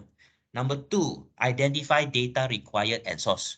For you to measure that, what data do you need and where is the source coming from? Where is the source coming from? Source, dari mana? You may say, Gabe, assessment sure student lah. No. Sometimes you can assess students by the data is not from student. It is from observers. Example, industrial placement. Student go and do industrial placement. The person evaluating the student, external person, right? Not. So the data is not from the student. It is an observation from a third party. So that is called identify data required and what source for the data. But if you're talking about normally the subject matter, then the data will be from the student, do exam, for example. 3, review existing assessment methods. Currently, what assessment methods are being used for that? You review. Senang history lah. Dulu buat exam, so we review. Betul ke tak lah? Shall we still use the same thing? 4, define additional methods and measures. Then we see, is this the best way? We have already done a course review, program review, yearly program review. We review. This is not the best way. We change the assessment method. Then you implement this method. And keyword, evaluate. After changing, after implementing, it doesn't mean it's perfect. We need to understand implementation doesn't mean perfection. After implement something new, there could be tweaking, adjust a little bit. There could be some movement here and there. It is normal. All right. Then we get a better product. Okay. So this is the process. Okay. Now, so when we look into it, I'm just took an extract. This is from table 4 lah. You can see. CLO1, describe the nature of learning strategies and widen their repertoire of study skill. Effective 1, essay, portfolio, presentation portfolio, and essay. This is the assessment methods. Now, why? Because this is all very effective. Okay, this subject that I took, this one is very effective. Okay, so it is effective is to show students comprehension and relation to society. It is not so much on the cognitive side. Okay, it is the way the nature of learning strategies, personal goals and objective. So no exam. This subject got no exam. They do portfolio, they write essay, they do presentation, and then for CLO4 is another essay. You see? Why? Why got no exam? Because exam will not fit into this. Learning outcome. Demonstrate creative thinking and ideas generation in a free flow and open manner. What exam? Cannot do exam. It will be a reflective essay. It's a reflective essay. I write, I describe. Okay. Now, is this fixed in stone? This is currently being used. If over time we find a better method, we do evaluation, then we do assess, we do review. After review, we can change this. Okay. Now, who decides this? Not you. you champion, but there must be a panel in every school. Every school that you guys are in, you have every year you must do program review. Must do. If you haven't done program review, something is wrong. Okay, I believe the heads already know that you must do program review. Program review is you review the program from the PEO all the way to CLO and LLO from the PEO. Then from there, you look into individual courses, and individual courses must be reviewed by subject expert. Okay, example, let's take French. Okay, let's say my colleague who's teaching the French language. It needs to be reviewed by subject experts. All right, a person like me I can go in just to see, but I cannot give my 2 cents. Why? Because I'm not a subject expert. I do not know. But theoretically, maybe the level can, but it must be done by subject experts. All right. Then we have marketing, for example. Marketing is something that is my forte. Marketing human resources. So I can be part of that subject panel. We call it subject panel. Subject panel is made up of individuals that are subject experts. Then they will discuss. Then they will go. All right. So this is important. All right. Now, flow of an assessment plan to find evidence and performance standards of LO attainment. So this is the basic flow. I give you an example. So I put this in here. So we always set learning outcomes for the unit. What is the LO? Learning outcomes of the unit. The unit means is the study itself. Example. So as it learning outcome is communication skill. We want to assess communication skill. Design assessment tasks based on learning outcome. So the assessment task we are doing, individual presentation, example. Communication skill, so individual presentation. Create specific assessment criteria that align the design learning outcomes for the task. What are the assessment criteria? So because it is individual presentation, what are the assessment criteria that we want? Example will be like intro, timing, clarity, and so on. Individual presentation. Then develop performance standards for each criteria against which, excuse me, just give me a second.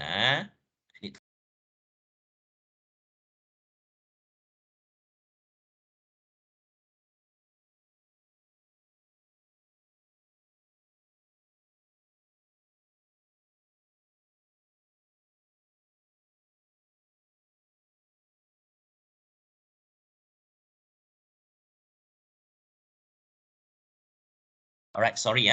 Okay.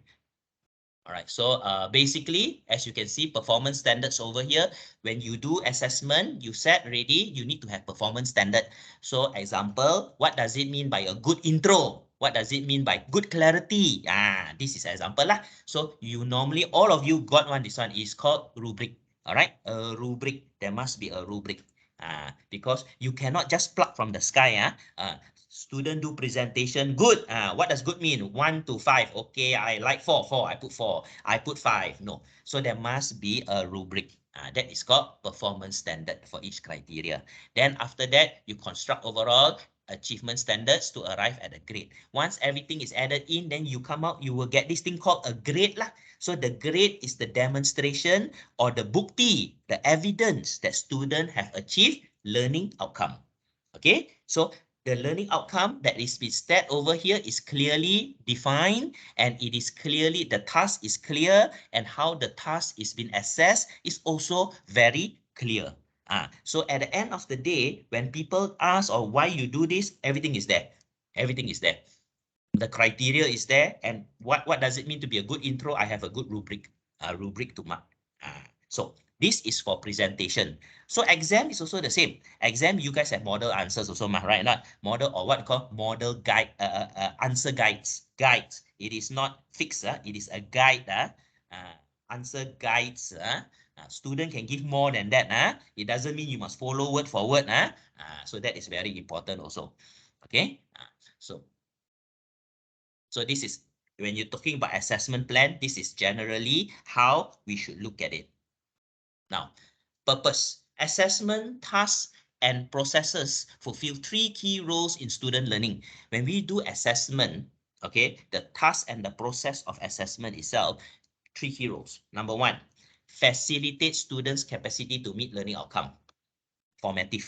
Formative assessment. When you do assessment, assessment may not only be summative, it could be formative also. Later, I explain to you. So when you do formative assessment, then basically here is to facilitate students' capacity to meet learning outcome. Okay, so what is the learning outcome? Students to do well in the exam at the end. Students to do well in their assess. Students to do well in the subject. So formative assessment is to prod them to achieve that goal. Okay, like Kahoot, Quizzy, all of those lah. Develop student ability to become confident self-evaluators. Yes, when you do assessment, students will also be more matured in the way that they think, and they have the ability to evaluate their own comprehension and ability. That is what an assessment for. Okay? Assessment is for us teachers to gauge the student, but it's for the student also to gauge themselves on their comprehension, So if you are teaching the students, after teaching the students, you give them a Quizzy test. And then students, once they do, I'm a student under your class, I get full marks. So I say, hey, I understand, I'm motivated. So this is me as a student, I become confident self-evaluators. I become confident myself. If my marks is only 3 out of 10, then I also tend to worry. Oh my God, how come I don't understand what Mr. Gabriel was saying? Something is wrong. So I need to do more work. I understand this is my lacking, my lacking of understanding of this particular area. I need to put more work inside there. That is what it's supposed to do also. Okay. And number 3, assessment, provide evidence of achievement of learning outcome. Evidence of achievement, that is summative assessment. Summative assessment is any assessment that has an impact on the final grade of the student. That is summative assessment. Any assessment that has an impact on the final grade of the student. Formative assessment is any assessment that doesn't have an impact on the final grade on the student, but encourages student or guides student to achieve their academic goals. That is formative. To form. Summative, summary, the end. Okay, so that is 2. We as educators, when we teach a particular class, we always do these 2 kinds of assessment. Summative assessment is a very formal assessment. Very formal. We do exams, we do presentations and so on. But we also always do formative. But the problem with us is we don't record our formative assessment. That means we are not cautious about the formative assessment that we do. Let me tell you, formative assessment is as important, if not more important than the summative. Because formative assessment is the one that guides the student on a weekly or lessonly basis for them to achieve their goal. Summative is just evidence. Okay, he get an A. Very good. Okay, that is summative. Of course, students are here to get the A lah, definitely. But as an educator, I want to tell you that actually the summative one is actually critical. Yes. Through correction in class by students doing their own correction on their exam copy. Is the question whether is that a summative or formative assessment? Is that is more formative lah. Okay, now, yeah, true. So that they can learn from it. Now, this one is important. Let's look at this. When you look at curriculum design is always PEO start first. Program Educational Objective, PLO, CLO, then comes to LLO. Correct? You all understand? So it's PEO driven. Program Educational Objective is what the student must attain, what the student must have 3 to 5 years after they graduate. So when they join us to do their degree, when they finish their degree, the skills that they needed to start working and so on, that is program educational objective. Program educational objective will drive the program learning outcome. And the program learning outcome will drive the course learning outcome. The course learning outcome will drive the lesson learning outcome. And when you're talking about assessment is the evidence from to see whether they achieve course learning outcome. So assessment is the other way around. Assessment is from bottom up. Achievement of the lesson learning outcome will mean achievement of the course learning outcome, will mean achievement of the program and achievement of the program learning outcome and program education objective. Understand? Huh? Now, this is where it becomes unique. We do program review yearly basis, correct, right? Program review lah, every year must do. That doesn't mean every year you change everything, no. But every cycle, one cycle is like a degree is 3 years. One cycle means every 3 years, there should be substantial change because the world has changed. The degree that you have developed in 2005, if the course is still the same today, something is wrong. The degree that was developed in 2005 was to prepare students to work in the industry in 2008, 2009, 2010. Correct, right? Because that was the degree then. If the same syllabus, the same structure is used today, that is why our students cannot find job lah, because it is irrelevant. Could be irrelevant. Okay, now, when you do program review, every cycle there's going to be change. So PEO may change. When PEO changes, PLO changes. When PLO changes, CLO changes also.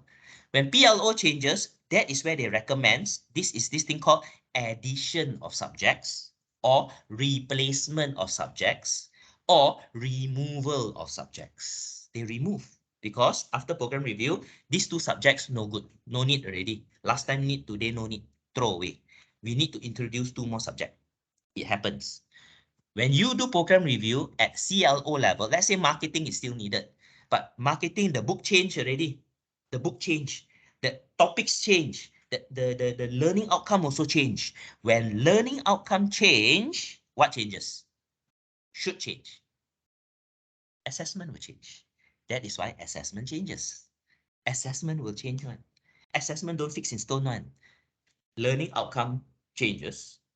Assessment may change. Okay? That is how it goes. Over in UOW Australia, they are having a drive now due to the changing market, changing environment, changing demand. They are going away from examination. They are going towards more continuous assessment. Of course, over in Australia, the governing body is different from us. We got MQA, everything document. They're different. There they have more autonomy on certain aspects. So they're actually changing. Why are they changing? So we ask, why are you changing? Industry requires. The industry requires that. Industry needs people that not only can do exam. That is the last thing they want. They want people who can work with people. They want people who can talk to people. They want people who show respect, empathy. They want people with ethics. They want people who are able to adapt to situations that changes in the spur of a moment. And that cannot be attained through exams. Now, am I saying exams is no good? No. Exams, certain things need exams. But we need to look at the bigger picture. When PEO changes, PLO changes, CLO changes, eventually LLO changes and assessment changes. So if we are doing what is correct by evaluating our program on a cyclic manner, every cycle, 2 years for diploma, 3 to 4 years for degree, engineering degree is 4 years, so every 4 years there should be. Every year must do program review, must, because you may change textbook or whatever, small. But every cycle, big one, that means that one cycle, 3 to 4 years, then there should be substantial changes. There should be, because the market changes. Okay, understand? Whatever we develop before the year 2020, before COVID, that is what we developed. But 18th of March 2020 has shook the way we see things. Even the industry is also looking at it differently. All right, very different. Look, 3 days ago, HR policy also changed. Right now, why? Because our governments come up with new directives, new aspects on benefits and whatnot. Changes, industry changes. So we also need to adapt. That is important. So for those of you in your schools who haven't done program review for a long time, please encourage your heads, or if you are the head over here, please do your program review. Very important. Keperluan, requirement. Okay. Understand, Okay. Now, what's the difference between formative and summative? So formative assessment to improve learning. Formative is to improve learning. Summative assessment to grade students. Okay. So formative assessment is a form of low-stakes assessment for learning and is part of the instructional process. That is formative. Okay, so it is continuously collecting data as learning is in progress, provides the information needed to adjust teaching and learning while they are happening, and informs both teachers and students about students' understanding at a point where timely adjustment can be made to achieve the targeted learning outcome. That is formative. Example, progress test, if it is not marked, I mean, if it doesn't impact the final grade, exercise, body language, questioning, homework, Quizy, Kahoot that you use, these are all formative assessment. Even now, you know, like if you see on the right here, under the chat, you see people giving thumbs up, people giving smile, these are called formative assessment. Formative assessment. Do you understand, ladies and gentlemen? Do you understand? Yes? Yeah, see? I have one over there. Alicia puts up the thumb. Yes. Fadzil say yes. This is formative lah. This is formative assessment. This is formative. So, guys, you are doing this. A lot of you do this subconsciously, you know. I want to stress this. I am a strong believer of formative. You do formative well, summative will fall in place. You do formative well, summative will fall in place. Okay, so this is formative. The good thing is last time when we were in class easy lah, we see body language. Now online susah a bit lah. Okay. The goal of the summative assessment now.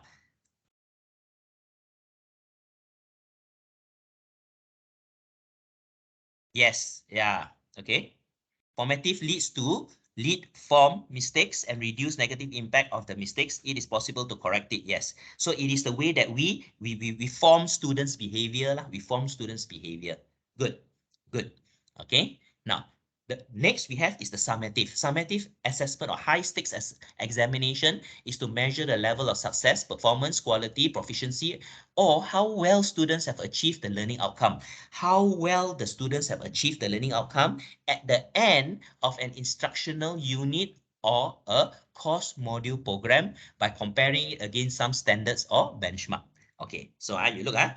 So summative is at the end, we are actually comparing students' attainment of the course against some standard or benchmark.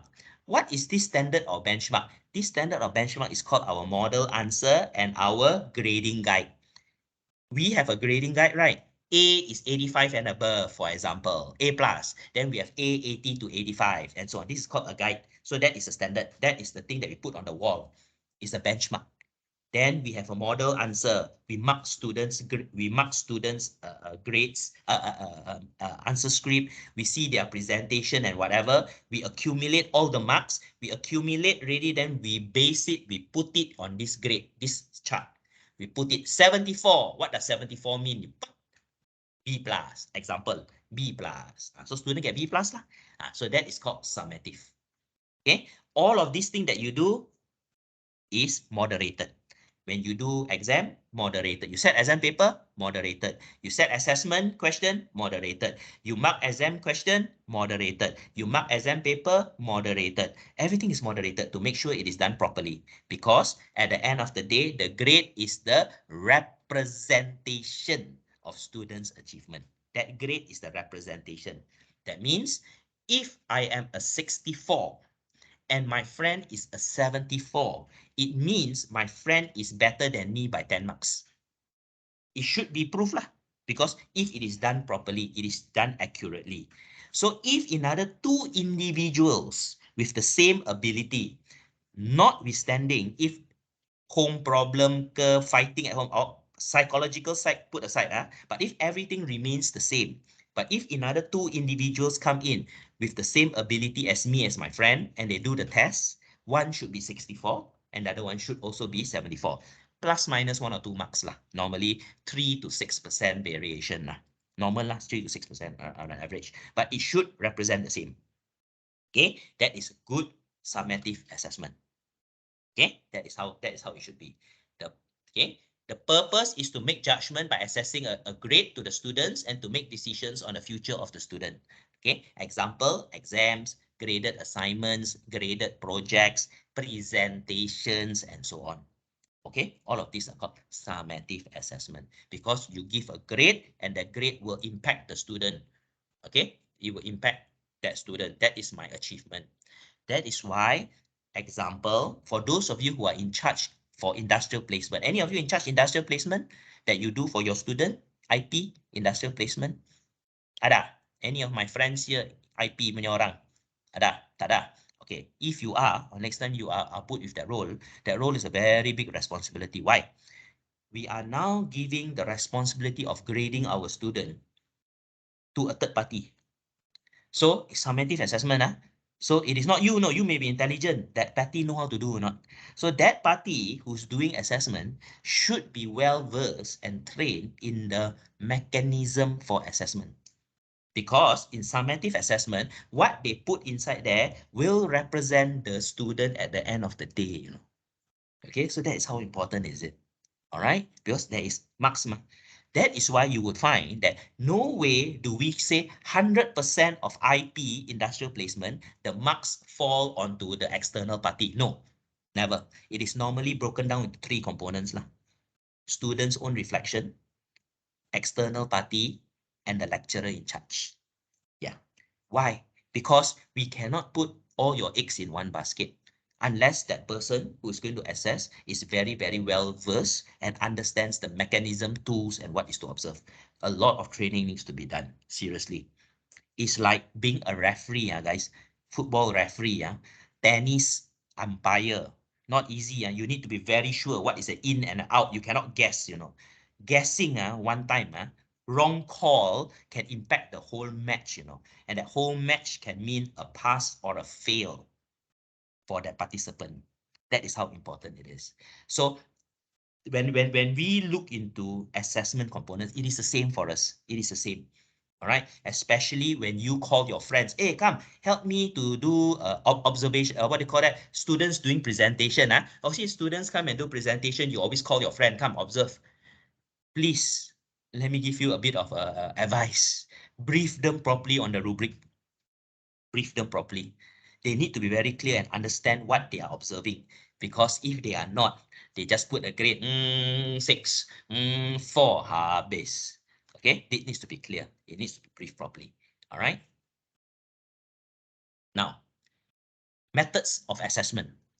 Okay, methods will vary depending on the learner's outcome to be measured, what you want to measure. So we have always direct and indirect lah. So if we have direct, will be involves examining actual samples of student work, and this includes exams, quizzes, reports, portfolio presentation, practical classes, and so on. This is called direct assessment. See students' work. Indirect refers to the analysis of reported perception about students' mastery of learning outcome. It may be in the form of employer surveys, exit interviews of graduates, and self-report by students or by others, such as supervisors during industrial attachment. This is called indirect. Indirect is external. We also use this, guys. We do this when students go out for industrial placement.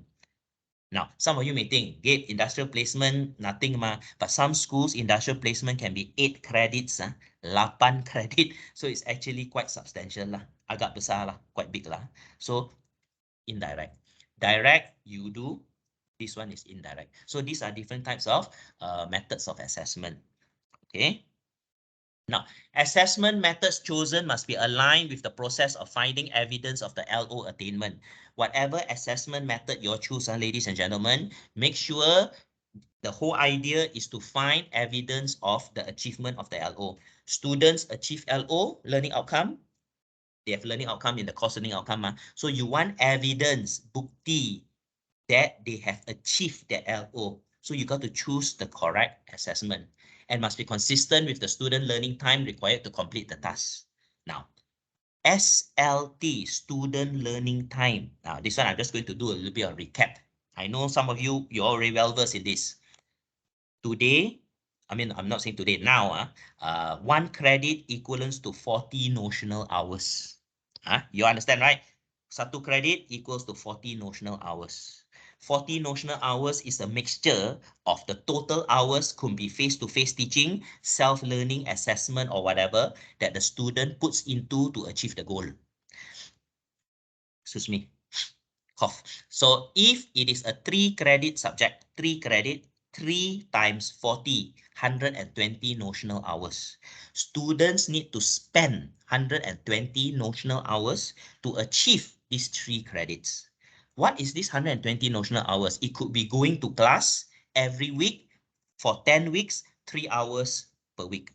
3 times 10 weeks is 30 hours. So 30 hours face-to-face. Okay, so out of 120, 30 taken, so left 90. So out of that 90, students own study. Every week, students are supposed to study, let's say 4 hours on their own. 4 times 10, I'm just using 10, easy to calculate, 40 hours.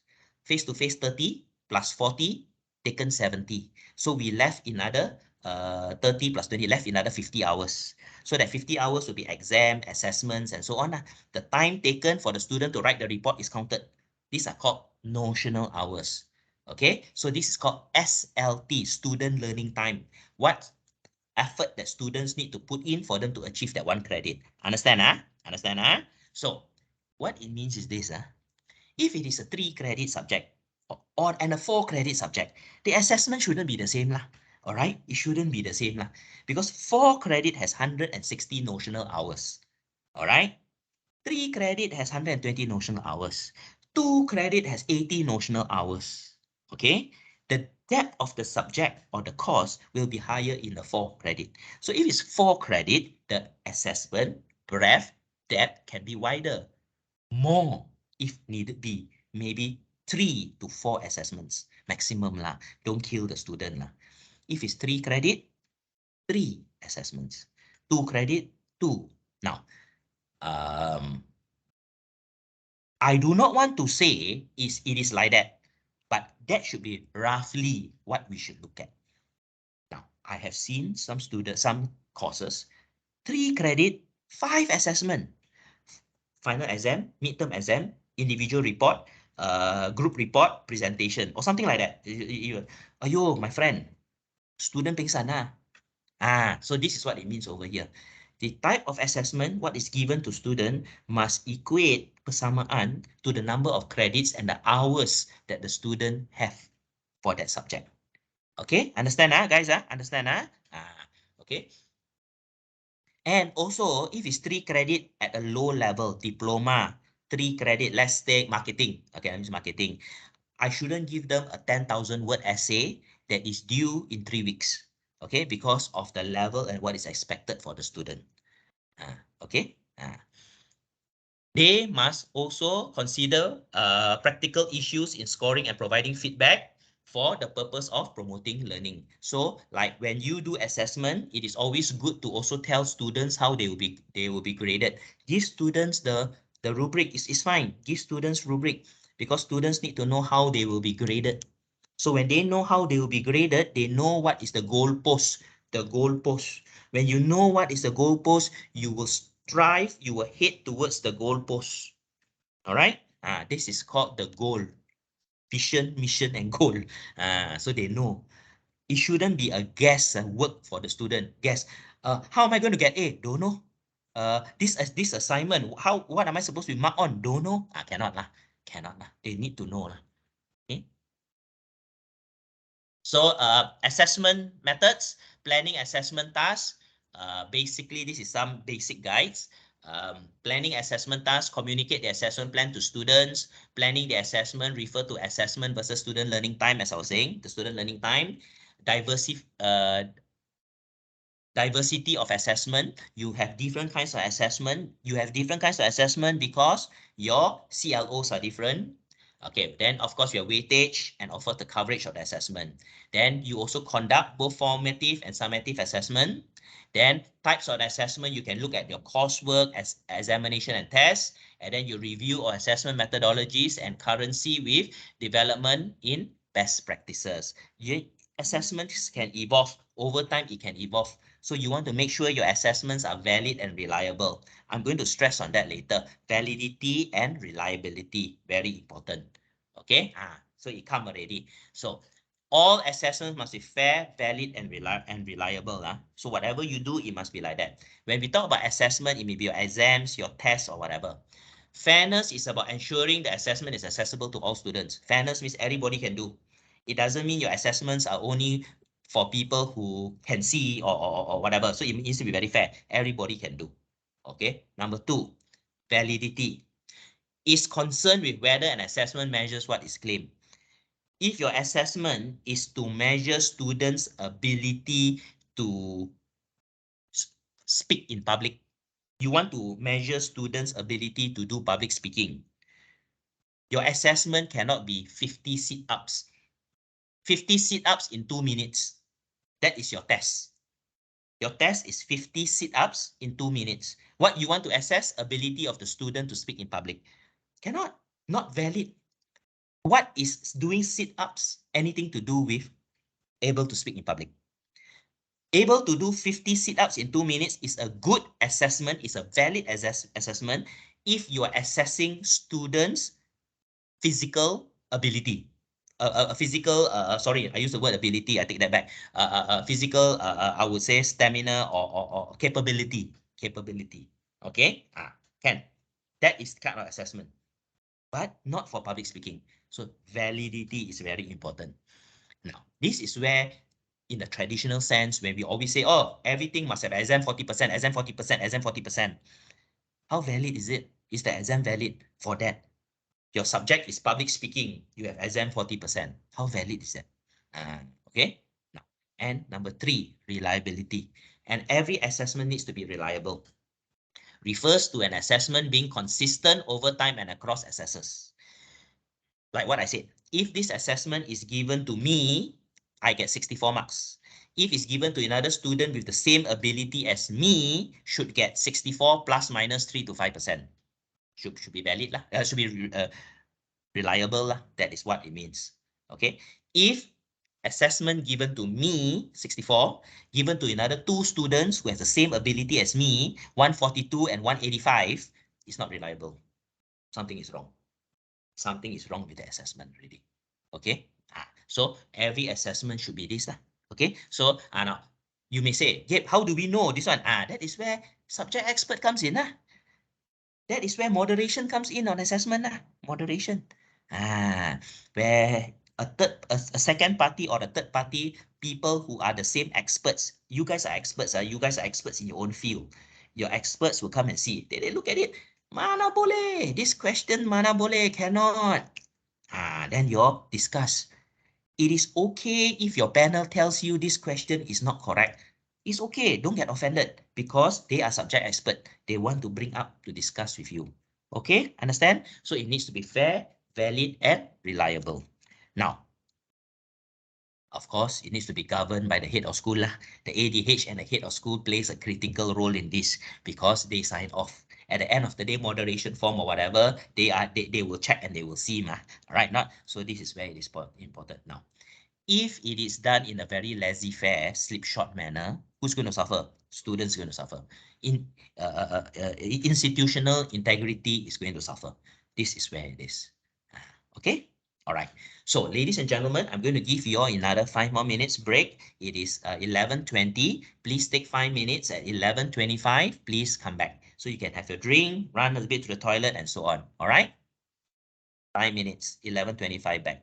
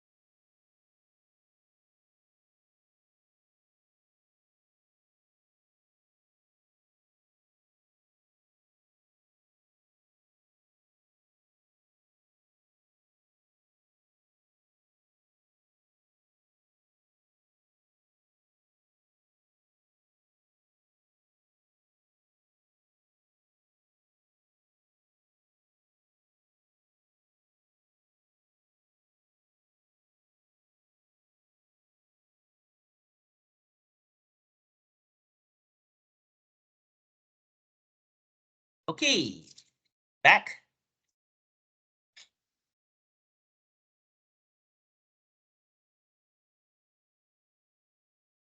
Alicia's feedback is always. Alicia, how are you? Are you good? Good. Okay, good. All right. Now, so we have already seen assessments, fair, valid, and reliable. Now, questioning strategies. Now, let's look at strategies. How do we do questioning? What kind of questioning should we look into? Now, planning questions. Effective questioning sessions in classroom requires advanced preparation. So basically what I'm trying to say here is some of us have many years of working experience, many years of teaching, so we have that experience over there. Having that experience will mean that many a times the questioning that will come up is based on your experience, based on your understanding and knowledge of the particular course or subject. For those of us who are new, it is important for us to stress that it is important for you to plan. It's important to plan. So you may want to plan certain questions ready before you go into class already. All right, so planning is actually important. As time goes by, when you get more experience in questioning or the course or the subject itself, then the questioning aspect will come second nature to you. Okay, it is like you already know the subject very well. Now, on the matter of this, my advice is for those, especially for those also who have been teaching the same subject for many years, keep yourself abreast with what is actually happening in that particular field. If you're doing human resources, marketing, accounting, or whatever, read up on what is actually happening in that field. Because students may ask you questions that they may be more well-versed compared to what you know. You may know on things from the book that you have read. It's the same book you have been using, so you assume that you're already well-versed with it. But students may know things that are very recent. They have read something in the BBC News, in Times Magazine or something like that. And they may even question you. So be ready for all of those. Okay? Now, levels and types of question. What kind of levels and types of question are we looking at? We normally refer to lower level and higher level kinds of question. So lower level questions are typically on the remember, understand, and apply. Okay? Remember, understand, and even to a certain extent, apply, some will also say is mid to a little bit high, depending. Okay, so remember and understand first two levels of the Bloom's taxonomy will normally be of the lower level, where students mainly is to regurgitate whatever they can remember. It's called regurgitation. All right. This is what I remember. This is what it comes out. It's very important because you need to understand knowledge before you can apply. Okay. Then to a certain extent, it is going to be apply, analyze, evaluate, and then create. Okay. Analyze, evaluate, and create will be higher level because not only are you applying it, you are analyzing why, and then you are able to then create something new. Okay, so if you look at the three levels of understanding, first level is just knowledge, where you understand the knowledge and you regurgitate. Second level is the applying and analyzing the knowledge. You apply, you analyze. This is how I will use the theory, the knowledge to this situation. And the third level is to create something new. Create something new itself. The creation part is where is supposed to be a higher level. That is why, like even in culinary, you may think culinary students, how do we go and assess them at higher level?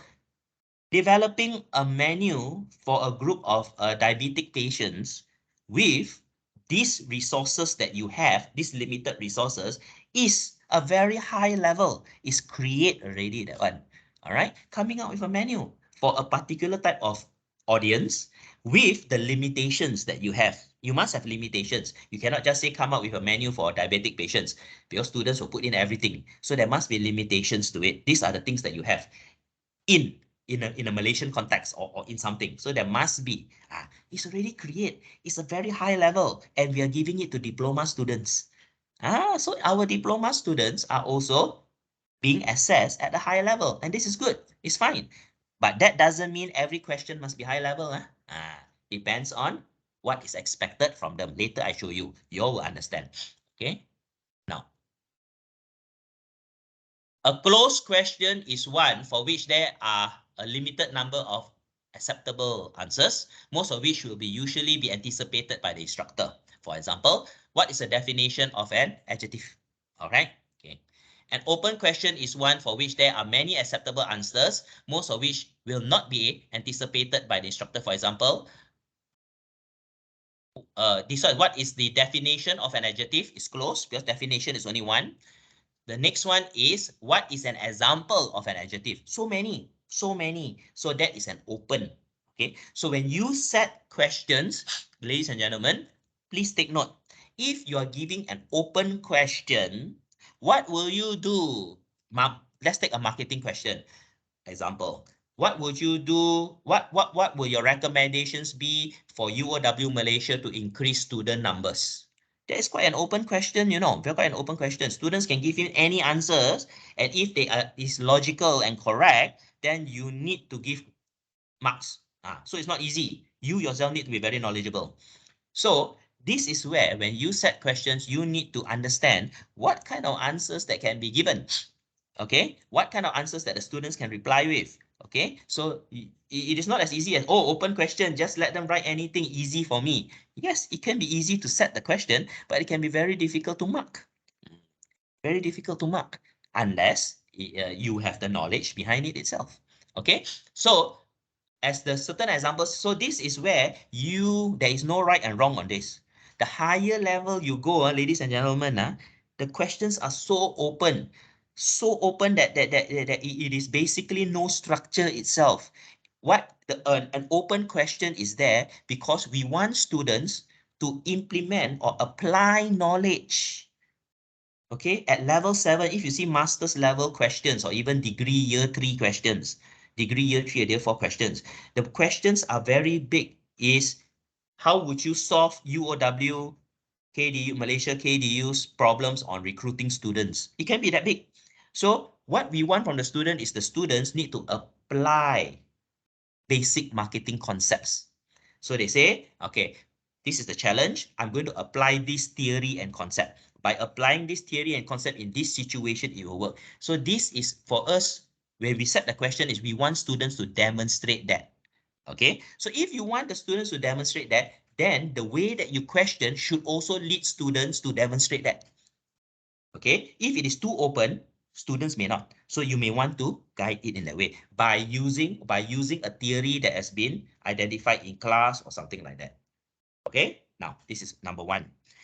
If there is already a practice that you do in class, let's say you are teaching marketing in class, you already always discuss with student, this is the discussion and so on, this is how we do, then in the exam, if it's a very open question, but students are already in a way tuned to the way of answering the way that you want, then it's fine. It is fine. Okay? Understand? So this is how questioning is done. Because I have seen certain of the questions, exam questions that have been set by our colleagues, very good question. But when I look at it, I say, the way I can approach this can be very, very off-field. Off-field means some students will give you certain answers that is very off-field one, you know. But it's correct, but it's correct. If 15, I don't know, I don't know what year, if 30, 40 years ago, somebody would have told a businessman, hey, let's sell water in a bottle and we can charge 2 ringgit and 2.50, plain water. People will laugh at you. Crazy, water, switch on the tap already, got water already. You want to sell? Who's going to pay 2.50 for the bottle of water? Coca-Cola only 1.50. But look at today. Mineral water, bottled water. I won't use the word mineral water. Bottled water is the largest beverage sales in the world. Largest bottled water. Something that we get through the taps. So it does. Off-field. So even in setting exam questions out, it's also the same. Okay, so this is where when you said we need to understand what are we looking for. What are we looking for? The lower the level, guys, the lower the level, certificate, tahap 1, 2, 3, 4. I like to use the word tahap level because this is our MQF levels. The lower the level, you may want to have more close question, more specific. This is what I want you to do because it is knowledge. They are supposed to demonstrate knowledge. Okay, lower level. Higher level, you can let them be more expressive. You should let them to be more expressive. You should allow them to have more to synergize, to apply, to demonstrate their knowledge and ability. Okay. So this is the guideline. We all know, ma. We have seen this, ma. This is the traditional one. So we actually have two. So I'm going to show both over here. During the normal exam, if it's normal sit-down exam, this is how basically all the institutions will follow. Okay, certificate, law, knowledge, application, synthesis. Okay, law. Now you may say, hey, yeah, certificate also got this one. Got 0 to 5 lah. Very low level lah. Okay, you reward, you can give the extra if got lah. 0, it still can be 0. There's no issue one. Okay, but you can also put a little bit if they can. Let's say you're in culinary, you create menu. Create menu is high, you know. Develop a simple menu is actually high. You know. Develop ma, create ma. Diploma, as you can see, it tweaks. The higher level you go, the curve narrows down from the left. It goes higher from the right. It goes higher to the right. Okay, that's how it is. Okay. Postgraduate here. Okay, now this is very much more what they call coursework. Coursework. If it is research, it's different. You know, postgraduate level 7 and level 8. Tahap 7, tahap 8, masters and doctorate. We got coursework, we got research. Coursework means you do a program coursework based.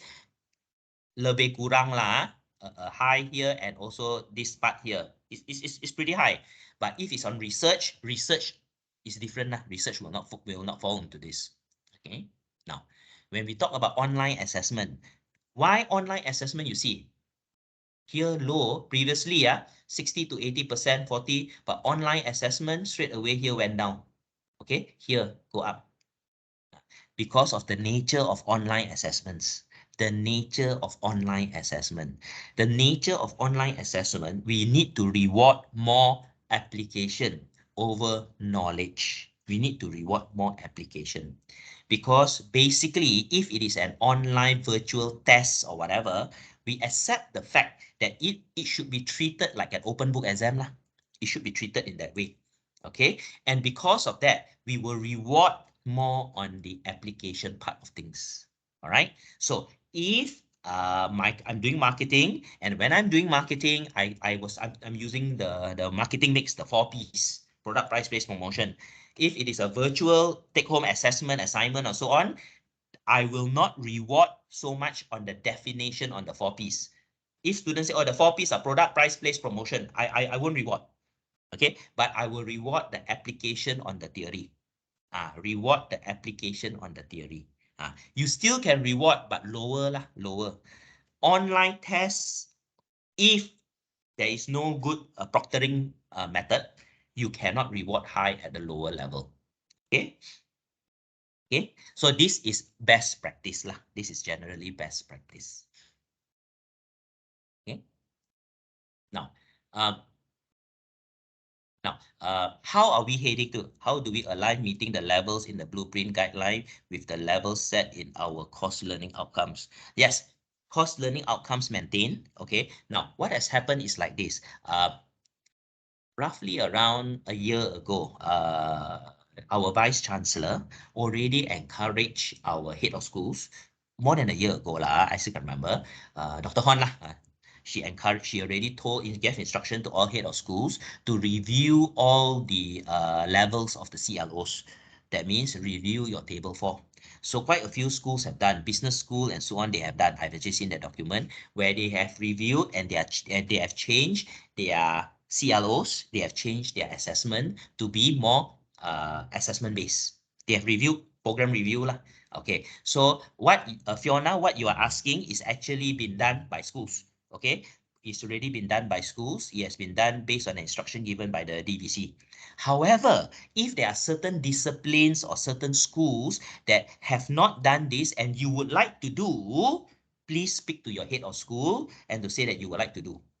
Why? Because there are some schools that have gone back to the normal physical exam.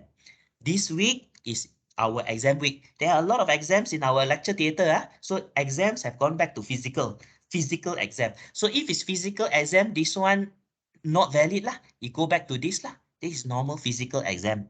Okay, but if your course you have decided to go, yours is going to be virtual. Yours is going to be, that is the way you're heading towards it, and it is not been changed.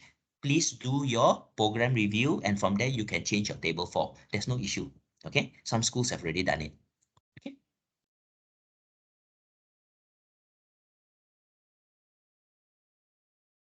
Now, online assessment. So now we are going to do the online assessment. How do we do online assessment? Now, key element on online assessment security. Now, number one, when you do online assessments, now there are a few. We have exam.net. So you can use exam.net as the proctoring software. That is official. We have already sent out. We have already bought the product, and it's been used by quite a few individuals. Quite a lot of people use exam.net. There's no issue. Now, key element on online assessment is the security. It's a security. Now, these assessments without clear control mechanism must be taken as an open book assessment and treated as so. If you are doing an online assessment and there is no security, you're not using any security, then you must treat it like an open book assessment. Now, please take note, open book assessments are legitimate and high quality assessment methods if done properly. If done properly. Okay, now you cannot ask open book assessment list down the 5 steps of making mayonnaise. You cannot, because the 5 steps you can see in the book, just copy. Okay, you cannot. Open book is good if you know how to set the questions. Okay, the questions need to be application questions. The book acts as the basis for theoretical knowledge. Theoretical knowledge is there, no issue. How you apply that knowledge is important. So, number one, if you have good control mechanism, now, exam.net, we have exam. If you're using exam.net at the highest level security level, no issue. You can treat it like any other exam. Okay, like any other controlled exam. You can, there's no problem. Security is good. But if you cannot, then you need to treat it like an open book assessment. Why do we say open book assessment? Because once you treat it like an open book assessment, the way that you ask your questions will also change. Okay, you won't ask the same questions that you would do for the normal physical sit-down exam. Okay, because that is how it is. Students will have access to the information available to them. Okay, so if it is, you need to understand that students will have access, okay, online. If you're giving them, if there's no good control mechanism, okay, they will have access one. Students very clever one. So what are control mechanisms? Control mechanisms are like browser lock, video surveillance during assessments. Now, all of these are browser lock, video surveillance. These are all options already in exam.net. So I have my colleagues, many are using exam.net to do their exam virtually, and they do browser lock and they do video surveillance. On Microsoft Teams, you can see the student taking exam. You can. All right. Why? Some of our students are still overseas. We still have. Okay, no choice lah. Some of them, we got still quite a big group over in China and so on, haven't come back yet. Okay, so we still got. So that is how it is done. All right. Now, so that is number one. Assessment security. When you do online assessment, make sure you consider about that. That is why some of you have already evolved your final assessment at your final exam 40% to 2 final assessments, right? Not FA1, FA2. Okay, and your final assessment can be virtual or can be take home. It can be a take home reflective essay, depth, and so on. Now, this is where I want to give you a word of caution. Converting a final exam to 2 final assessment, which are take home assignments or whatever, there's many ways of doing it. It's not as easy as just converting the question. You cannot just convert the question. My exam paper, I already set 3 questions. I break it down into 2 parts. I give FA1, FA2, ask them to go and do it. It doesn't work that way. There must be rewriting of question. It can also mean totally abandonment of your exam question. You don't look at it anymore because you are doing a final assessment take-home paper, a take-home paper. And because it is take home, you need to understand that the whole environment is different. So your questioning methodology also going to be different. Your depth, your requirement also going to be different. What stays the same? CLO stays the same. Course learning outcome don't change. So CLO don't change, ma. So previously it was an exam, now it's a FA, but what the students need to demonstrate still the same. Okay, so what you need to do on this part, this is where the subject experts, remember the panel, all school got the panel with your head of school, ADH and whatever. If you are doing FA, for final assessment, it is good to sit down the subject panel, discuss with them. Hey guys, we are going to final assessment. I'm converting my exam. This is my course learning outcome. Look at my table 4. My course learning outcome is like this, CLO. This is what student must demonstrate. Previously in the exam form. Now I'm doing FA1, FA2. This is what I plan to do. Why am I doing this? Because by doing this, students can demonstrate at the end of the day that they achieve this. Yeah, then the panel will give their feedback.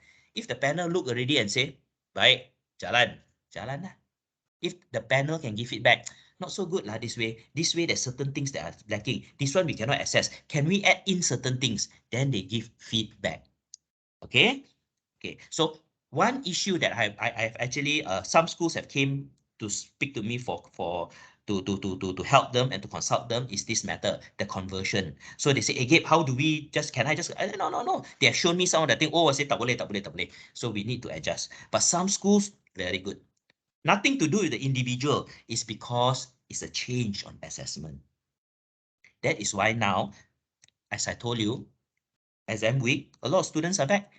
We are running exams, physical exams over in UG. Sit down in the lecture theatre. Because certain subjects cannot convert, we still need to do that. Go lah. Okay. So that is number 1.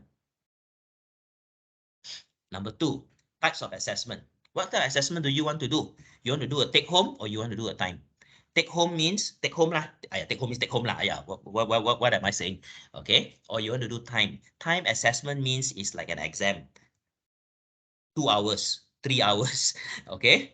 That is time. Yes, you can laugh at me. Sometimes I go crazy one. Okay. Time assessment. So it's a short question, long question, MCQ, and so on. Okay. Now, types of assessment, short, long, and MCQ questions. So basically, short answer question between 2 to 3 paragraphs, 2 to 3 key points, 10 to 15 minutes each question. Long answer question, 35 to 40 minutes required. Okay. MCQ, normally it is what we see is this, the duration. It could be 0.75 to 1.5 minutes per question, or it's between, so it can be around 45 seconds time needed. Okay, why do we say that? We have seen certain MCQ that our mathematics teacher would have done. Any of you teach mathematics? Teach mathematics, but you do MCQ? Yes. What? I look at it. You take me at least 5 minutes to do the calculation. Then you get the final answer. So MCQ is not actually easy. It doesn't mean it is easy. All right. It is also a process. Okay.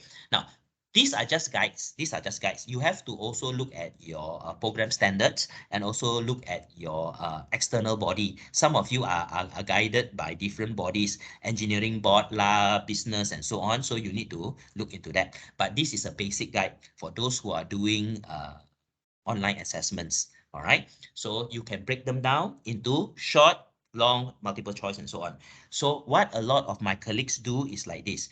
Normally it's 2 hours exam, so they can break it down. They may break it down into assessment 1 and assessment 2. It is online exam. They use exam.net. But it is not 2 hours. It is only 1 hour. Because online, the longer you take, the chances of failure is higher. Technology is like that. Spend 5 minutes meeting and a 5-hour meeting, the chances of breaking down in 5 hours is higher. So that's the same thing. So they break down assessment 2, and then assessment 1 can be multiple choice and short answers inside. And then assessment 2, it can be long questions. Okay, so it can be done in different times and so on. And then they proctor the student online. Okay, online virtual proctoring. Okay. 3, assessment timing. preferably, not must, not to have assessment over 1 hour. So maximum 1 hour lah for them. All right, for 2 hours, 2 times 1 hour assessment. The reason is reduces chances of students to cheat. The longer you have, the higher the chances students will cheat one. Okay, the thing is like this. Even in our physical exam, now I do not know about Penang, but every year I can say it because UC assessment board, every year sure got case of students cheating one, you know. Got or not, Penang? You all know or not? If ours sure got one. Our students are very innovative lah. I can say that lah. Dalam tangan lah, dalam sleeve lah, semua ada punya. So they get caught because our exam department staff are brilliant. Our chief invigilators are very good. Bionic eyes. So they have, even in the physical exam. Okay. What more in the virtual exam? They will try their very best. Ma'am, I got nothing. Show you my room. Padahal at the bottom there could be a mobile phone or something like that. No issue. Let them search all they want lah. Because you have already set the question as application. You reward application. You don't reward theory. Let them search on theory because application cannot search online one. Make the situation so unique that it is tackling the marketing challenges of UOW Malaysia KDU or something like that. All right, something very practical. But it's okay to tell the students, for your exam, we're going to use a question. A lot of your questions are examples required, and examples will be on Glen Marie or Petaling Jaya. Do your reading about the demographics and whatnot. It's normal. You can. There's no issue. So at least students will be guided in that way. So they apply their knowledge into that situation. Okay. 5. Suggested methods to discourage academic dishonesty. Some suggested methods. 1. Randomized question. Engineering school did this, effective. Our engineering school, very, very creative one. They do there's certain MCQs and so on students' tests. It may not be the final exams, it may be tests or whatever. So what the lecturer does is she has what do you call that? Like a group of questions, and then let's say 20. And then what the system does is it randomizes for them. So student A and student B will get the questions at different random orders. Okay, so student will say, hey, number question 5. Question 5, what's the answer? The friend may give question 5, but it's the wrong one. Okay, chances of getting it the same, of course, it could be a B and B, you know, but very, very slim chance lah. All right, so this is randomizing. Number 2, have a pool of exam questions, have different sets for different groups of students. Okay, this is possible. Small groups of students is possible. It's just look at it in this situation. Let's say you got set A and set B. We all have set A and set B. Okay, I'm not looking at set B for receipt. Just say we got 2 sets. Your class got 30 students. So 15 will do set A, another 15 will do set B. Caveat, you got to make sure the level, the quality, the standard, and the anything to do with this set A and set B is equal. One group cannot benefit from the other one. Okay, but that is what it means. Okay, like a set A or set B. All right. We feasible for small classes or groups by different proctors. Example, class of 30. If there's a class of 30, 3 proctors, 1 proctor set A, proctor 2 set B, and so on. So sometimes when you do exam.net, what the lecturer does can also break it down into 3 groups. We have 3 colleagues to do proctoring. Okay, depending on how you can have the assistance on your friend. 3, stringent time limits. Stringent time limits are very short time limits. Tight time limits will be in a way also to discourage academic dishonesty. 4, pacing. Pacing is something very unique. Pacing is something that I read certain institutions do. On us, I do not know how many of my colleagues do this. Presenting questions one at a time. Okay, everybody goes in, you give the question. Okay, students, this is the first set of questions you do. Then after that, set B will come later, then set C. This is called pacing of questions. It is a method for certain kinds of courses, but not all can do. It is, I don't really like it, but it is there as a method. Is to pace the release of the questions. So exam can be 10 to 11. The first few minutes, we are going to do this. Second few minutes, we're going to do that. Then we're going to do that, and so on, and so on, and so on. So if it is multiple choice, the first 10 minutes, we ask 3 questions or 4 questions, example. Then after that, it goes on in that way. That is called pacing. Okay, and finally, questions should not reward recall. Don't reward recall or regurgitation. Okay, reward application, the reward of application. So by rewarding application, every students will know that there is no point for them to copy or cheat, because they can see the theory is there. All right, marketing book, all the theories are there, but the lecturer will only reward the application of the theory. So that is what is important, guys. That is what is important. The students able to use the theory to apply the theory into the situation. Okay. So setting questions, when you set questions under this thing called reward, don't reward recall. Basically, I like to do this. It's called the verb plus content plus context. Okay. So we must always have a verb. All right. So example, discuss plus marketing penetration choices, that is content. Content is your theory lah. Okay, this is your theory. Market penetration choices plus context. What context?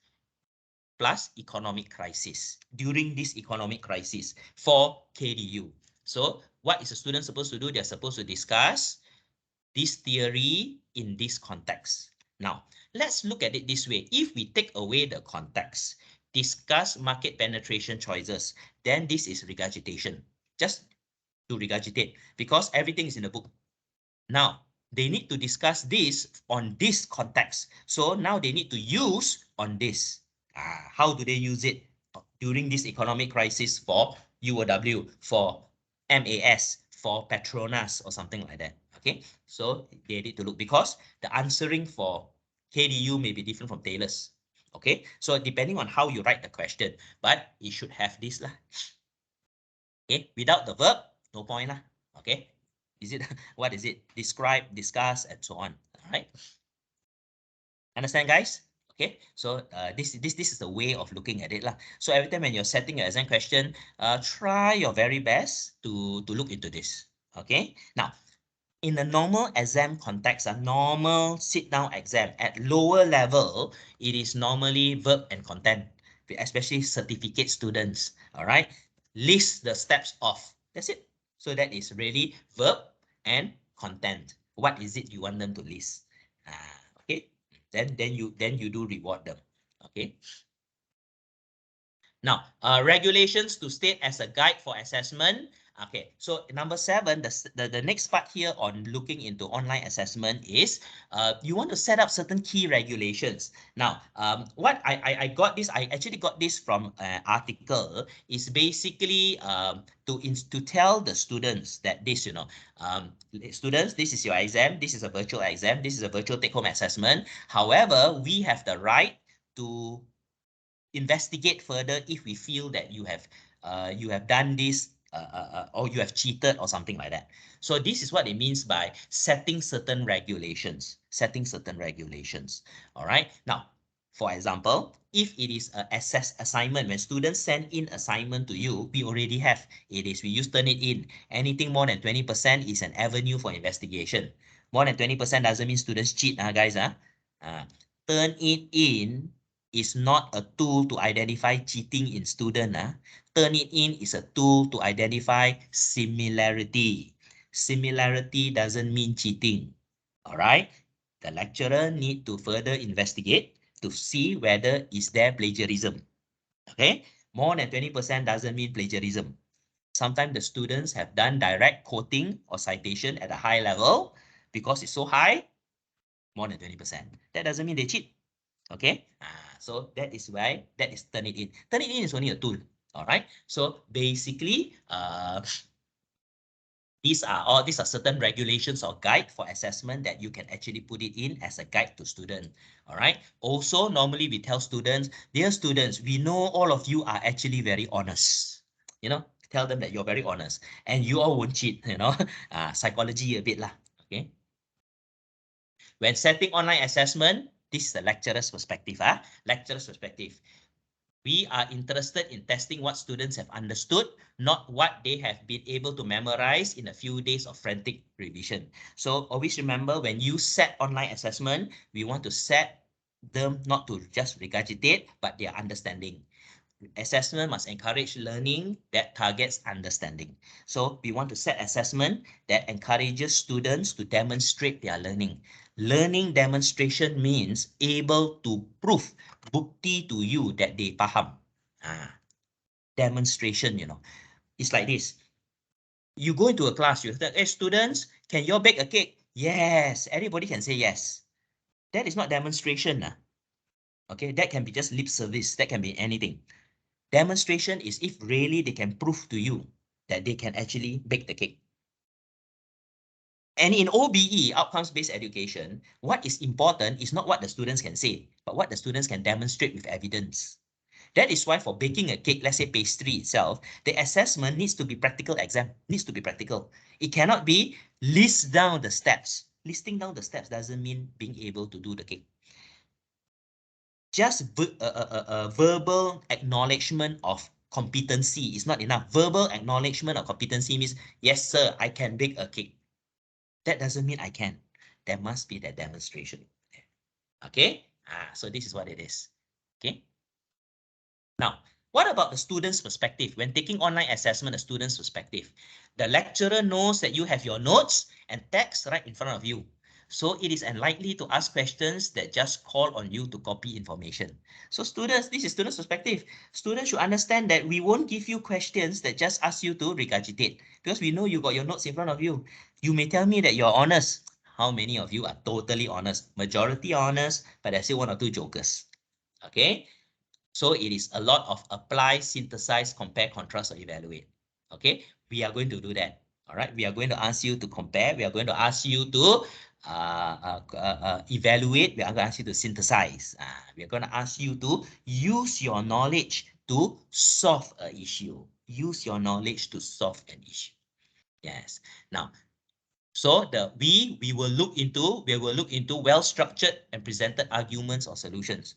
We just won't look into basic regurgitation. We want it to be structured, and there is always a higher expectation. Okay, lecturers have a higher expectation normally on online assessments because we know you have your notes. Because we know generally if it's a take-home assessment, take-home assignment, all your theories are there. So how you apply it, that's important.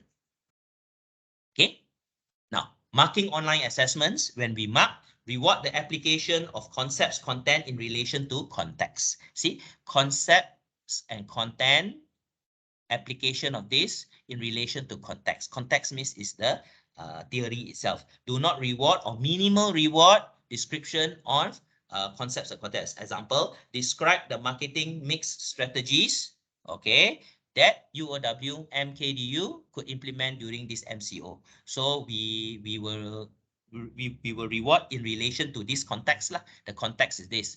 We won't reward just the marketing mix strategies or very little.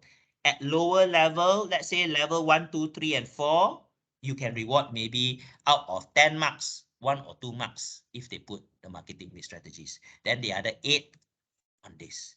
If it is level 7, guys, if you are marking MBA students and the MBA students can list down the marketing mix, no marks. They are level 7. Level 7, the marketing mix should be second nature. It should be there.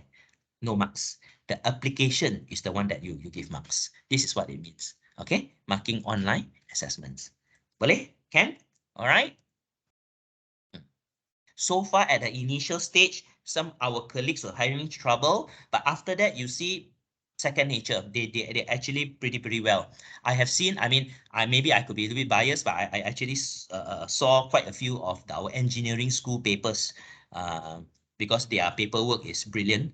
They always do. So they actually send when I look into it and their online assessments, whew, really, that is how the way that they structure is very structured and of very high quality. Okay.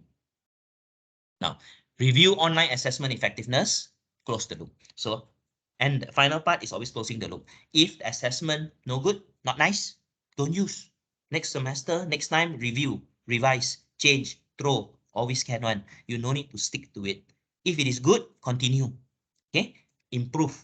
That is how it is. So you close the loop, get your feedback and keep on closing the loop, whether it is effective or not. All right. My advice again is subject panel. Always refer back to the subject panel. You want advice, the subject panel will be there. And every time you go through the subject panel, you know why I say? Because you will take minutes, ma. And when you take minutes, QA, that is your evidence to QA. Whatever changes you do, whatever assessment you do, you show them, tengok, kita sudah ada subject panel. We did it properly. So this is how we do. Because QA is important. All right. The reason why they are there is a check and balance to make sure you don't simply change your assessment. All right. Not based on your whims and fancies. So now you say the subject panel agree and we find that this is the better method. We are getting rid of our final exam. We are now doing final assessment.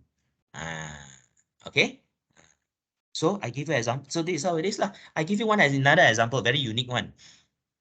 I am teaching a subject, entrepreneurship, for this particular course, that it is not yet full accreditation yet, no FA. So we are provisional accreditation, PA, going to FA. So the course, syllabus, everything, table 4 approved already. And in that approval, entrepreneurship got final exam. Alamak. Entrepreneurship is demonstration of ability to be entrepreneurial. All right. So how to do final exam? Am I got no choice. So I look at the CLO during that time. That is how you're structured. Because it is PA, I cannot change until after FA So PA that time I don't change. So I know I'm reviewing. So when I run it, I still need to run final exam, but I will base it on that. Immediately after get FA, I will do a program review. I will review it to go into, I will restructure the CLOs because yes, evolved. During the time that it was submitted, it was 2016. BB Baba, first batch of student only came in 2021. So they will graduate in 2023. You see, that is how it is. So the course kira quite obsolete lah. I would say lah, but that is how it is lah. Okay, so once it gets FA, I will do program review. And I will review this course and I will change the CLO. Once I change the CLO, certain of the subjects, certain of the lessons, the outcomes will be changed. Assessment will change. Guarantee final exam don't have. Okay, that is what I'm planning to do. That's what I'm planning to do. Because what is required for this course? Okay. This is how it is lah. Like most of you, this is a new program. That is why it's a little bit different. But most of you are teaching matured program. Matured program is you have the leeway to change. Make sure you do program review. Make sure you minute it down. Make sure it is controlled with documentation of that change. No problem. But don't change every semester, please. Satu tahun, satu kali buatlah. Okay? You change every semester, your table 4 will be forever changing. Jangan. Every year, one time lah. If there is a change. Okay? Can, especially textbooks and so on. So that is how it impacts your assessment. Okay? Okay. So generally, we have completed on that. We have completed on the assessment component also. So on this part, I believe the first part we're looking into the pre, during, and post delivery. Then the second part, we were talking about online assessment. We were also discussing on key areas of formative versus summative assessment. Okay, and then we understand the importance of formative assessment, and we also see, of course, generally there is the summative assessment part. All right. We also see that there are 3 key components that what makes an assessment important. All right. Validity, reliability, accessibility, and so on. Okay. Now, then when we look into the assessment, we understand that if it is an online assessment, we need to consider that what environment the student is. So because of that, rewarding them on just knowing the knowledge will not be deemed proper. We need to understand that it is the reward of the application itself. Okay, and if this is going to be a constant thing, you are already set, my course is going to be virtual all the way, then you change your table form. Okay, you change it, you fix it to make it permanent. This is how it's going to be. MPU now is very much virtual. Quite a few courses in the business school are also done in that way. So these things are fixed. Okay. So at the end of the day, what we have gone through here is to give you some guidelines on how better for you to implement the way that of running your course in an online environment, not only in the delivery side, but also in the assessment side. All right, guys, are there any questions? Are there any questions?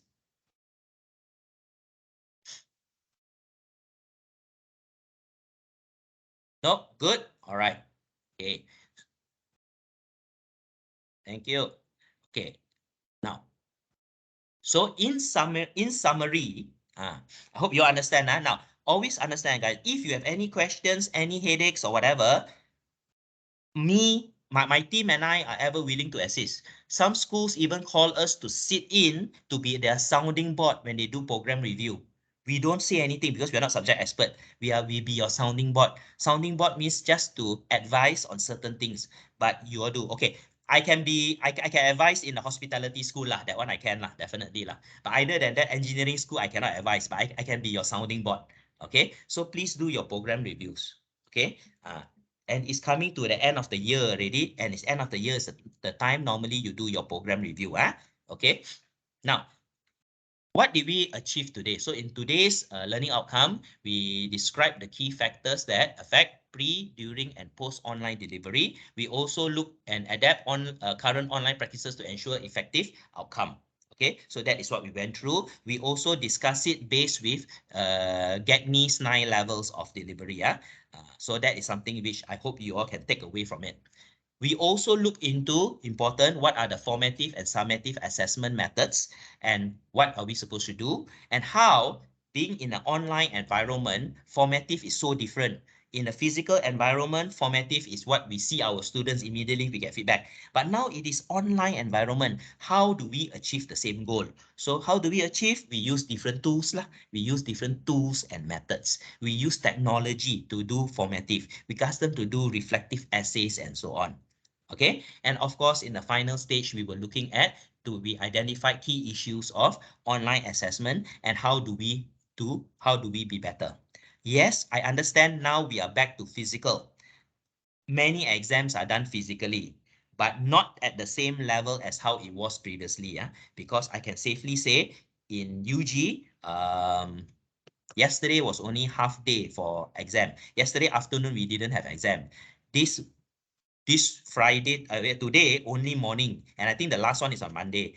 We used to do 8 to 10 days back to back. But now it is less, maybe less by 30 to 40%. So there are actually quite many of us who are doing online assessments or have evolved our assessment to have no exams, but more on continuous assessment. So we need to make sure that all of these are also valid, reliable, and accessible. All right. Ladies and gentlemen, thank you very much. It was nice speaking to all of you all. I just want to remind you all again, this afternoon from 2 to 3:15, please join Dr. Yep. He's going to speak pertaining to graduate attributes, and I believe it is going to be a very good session. All right, Dr. Yap's session is going to be good. So please, please, please, please come.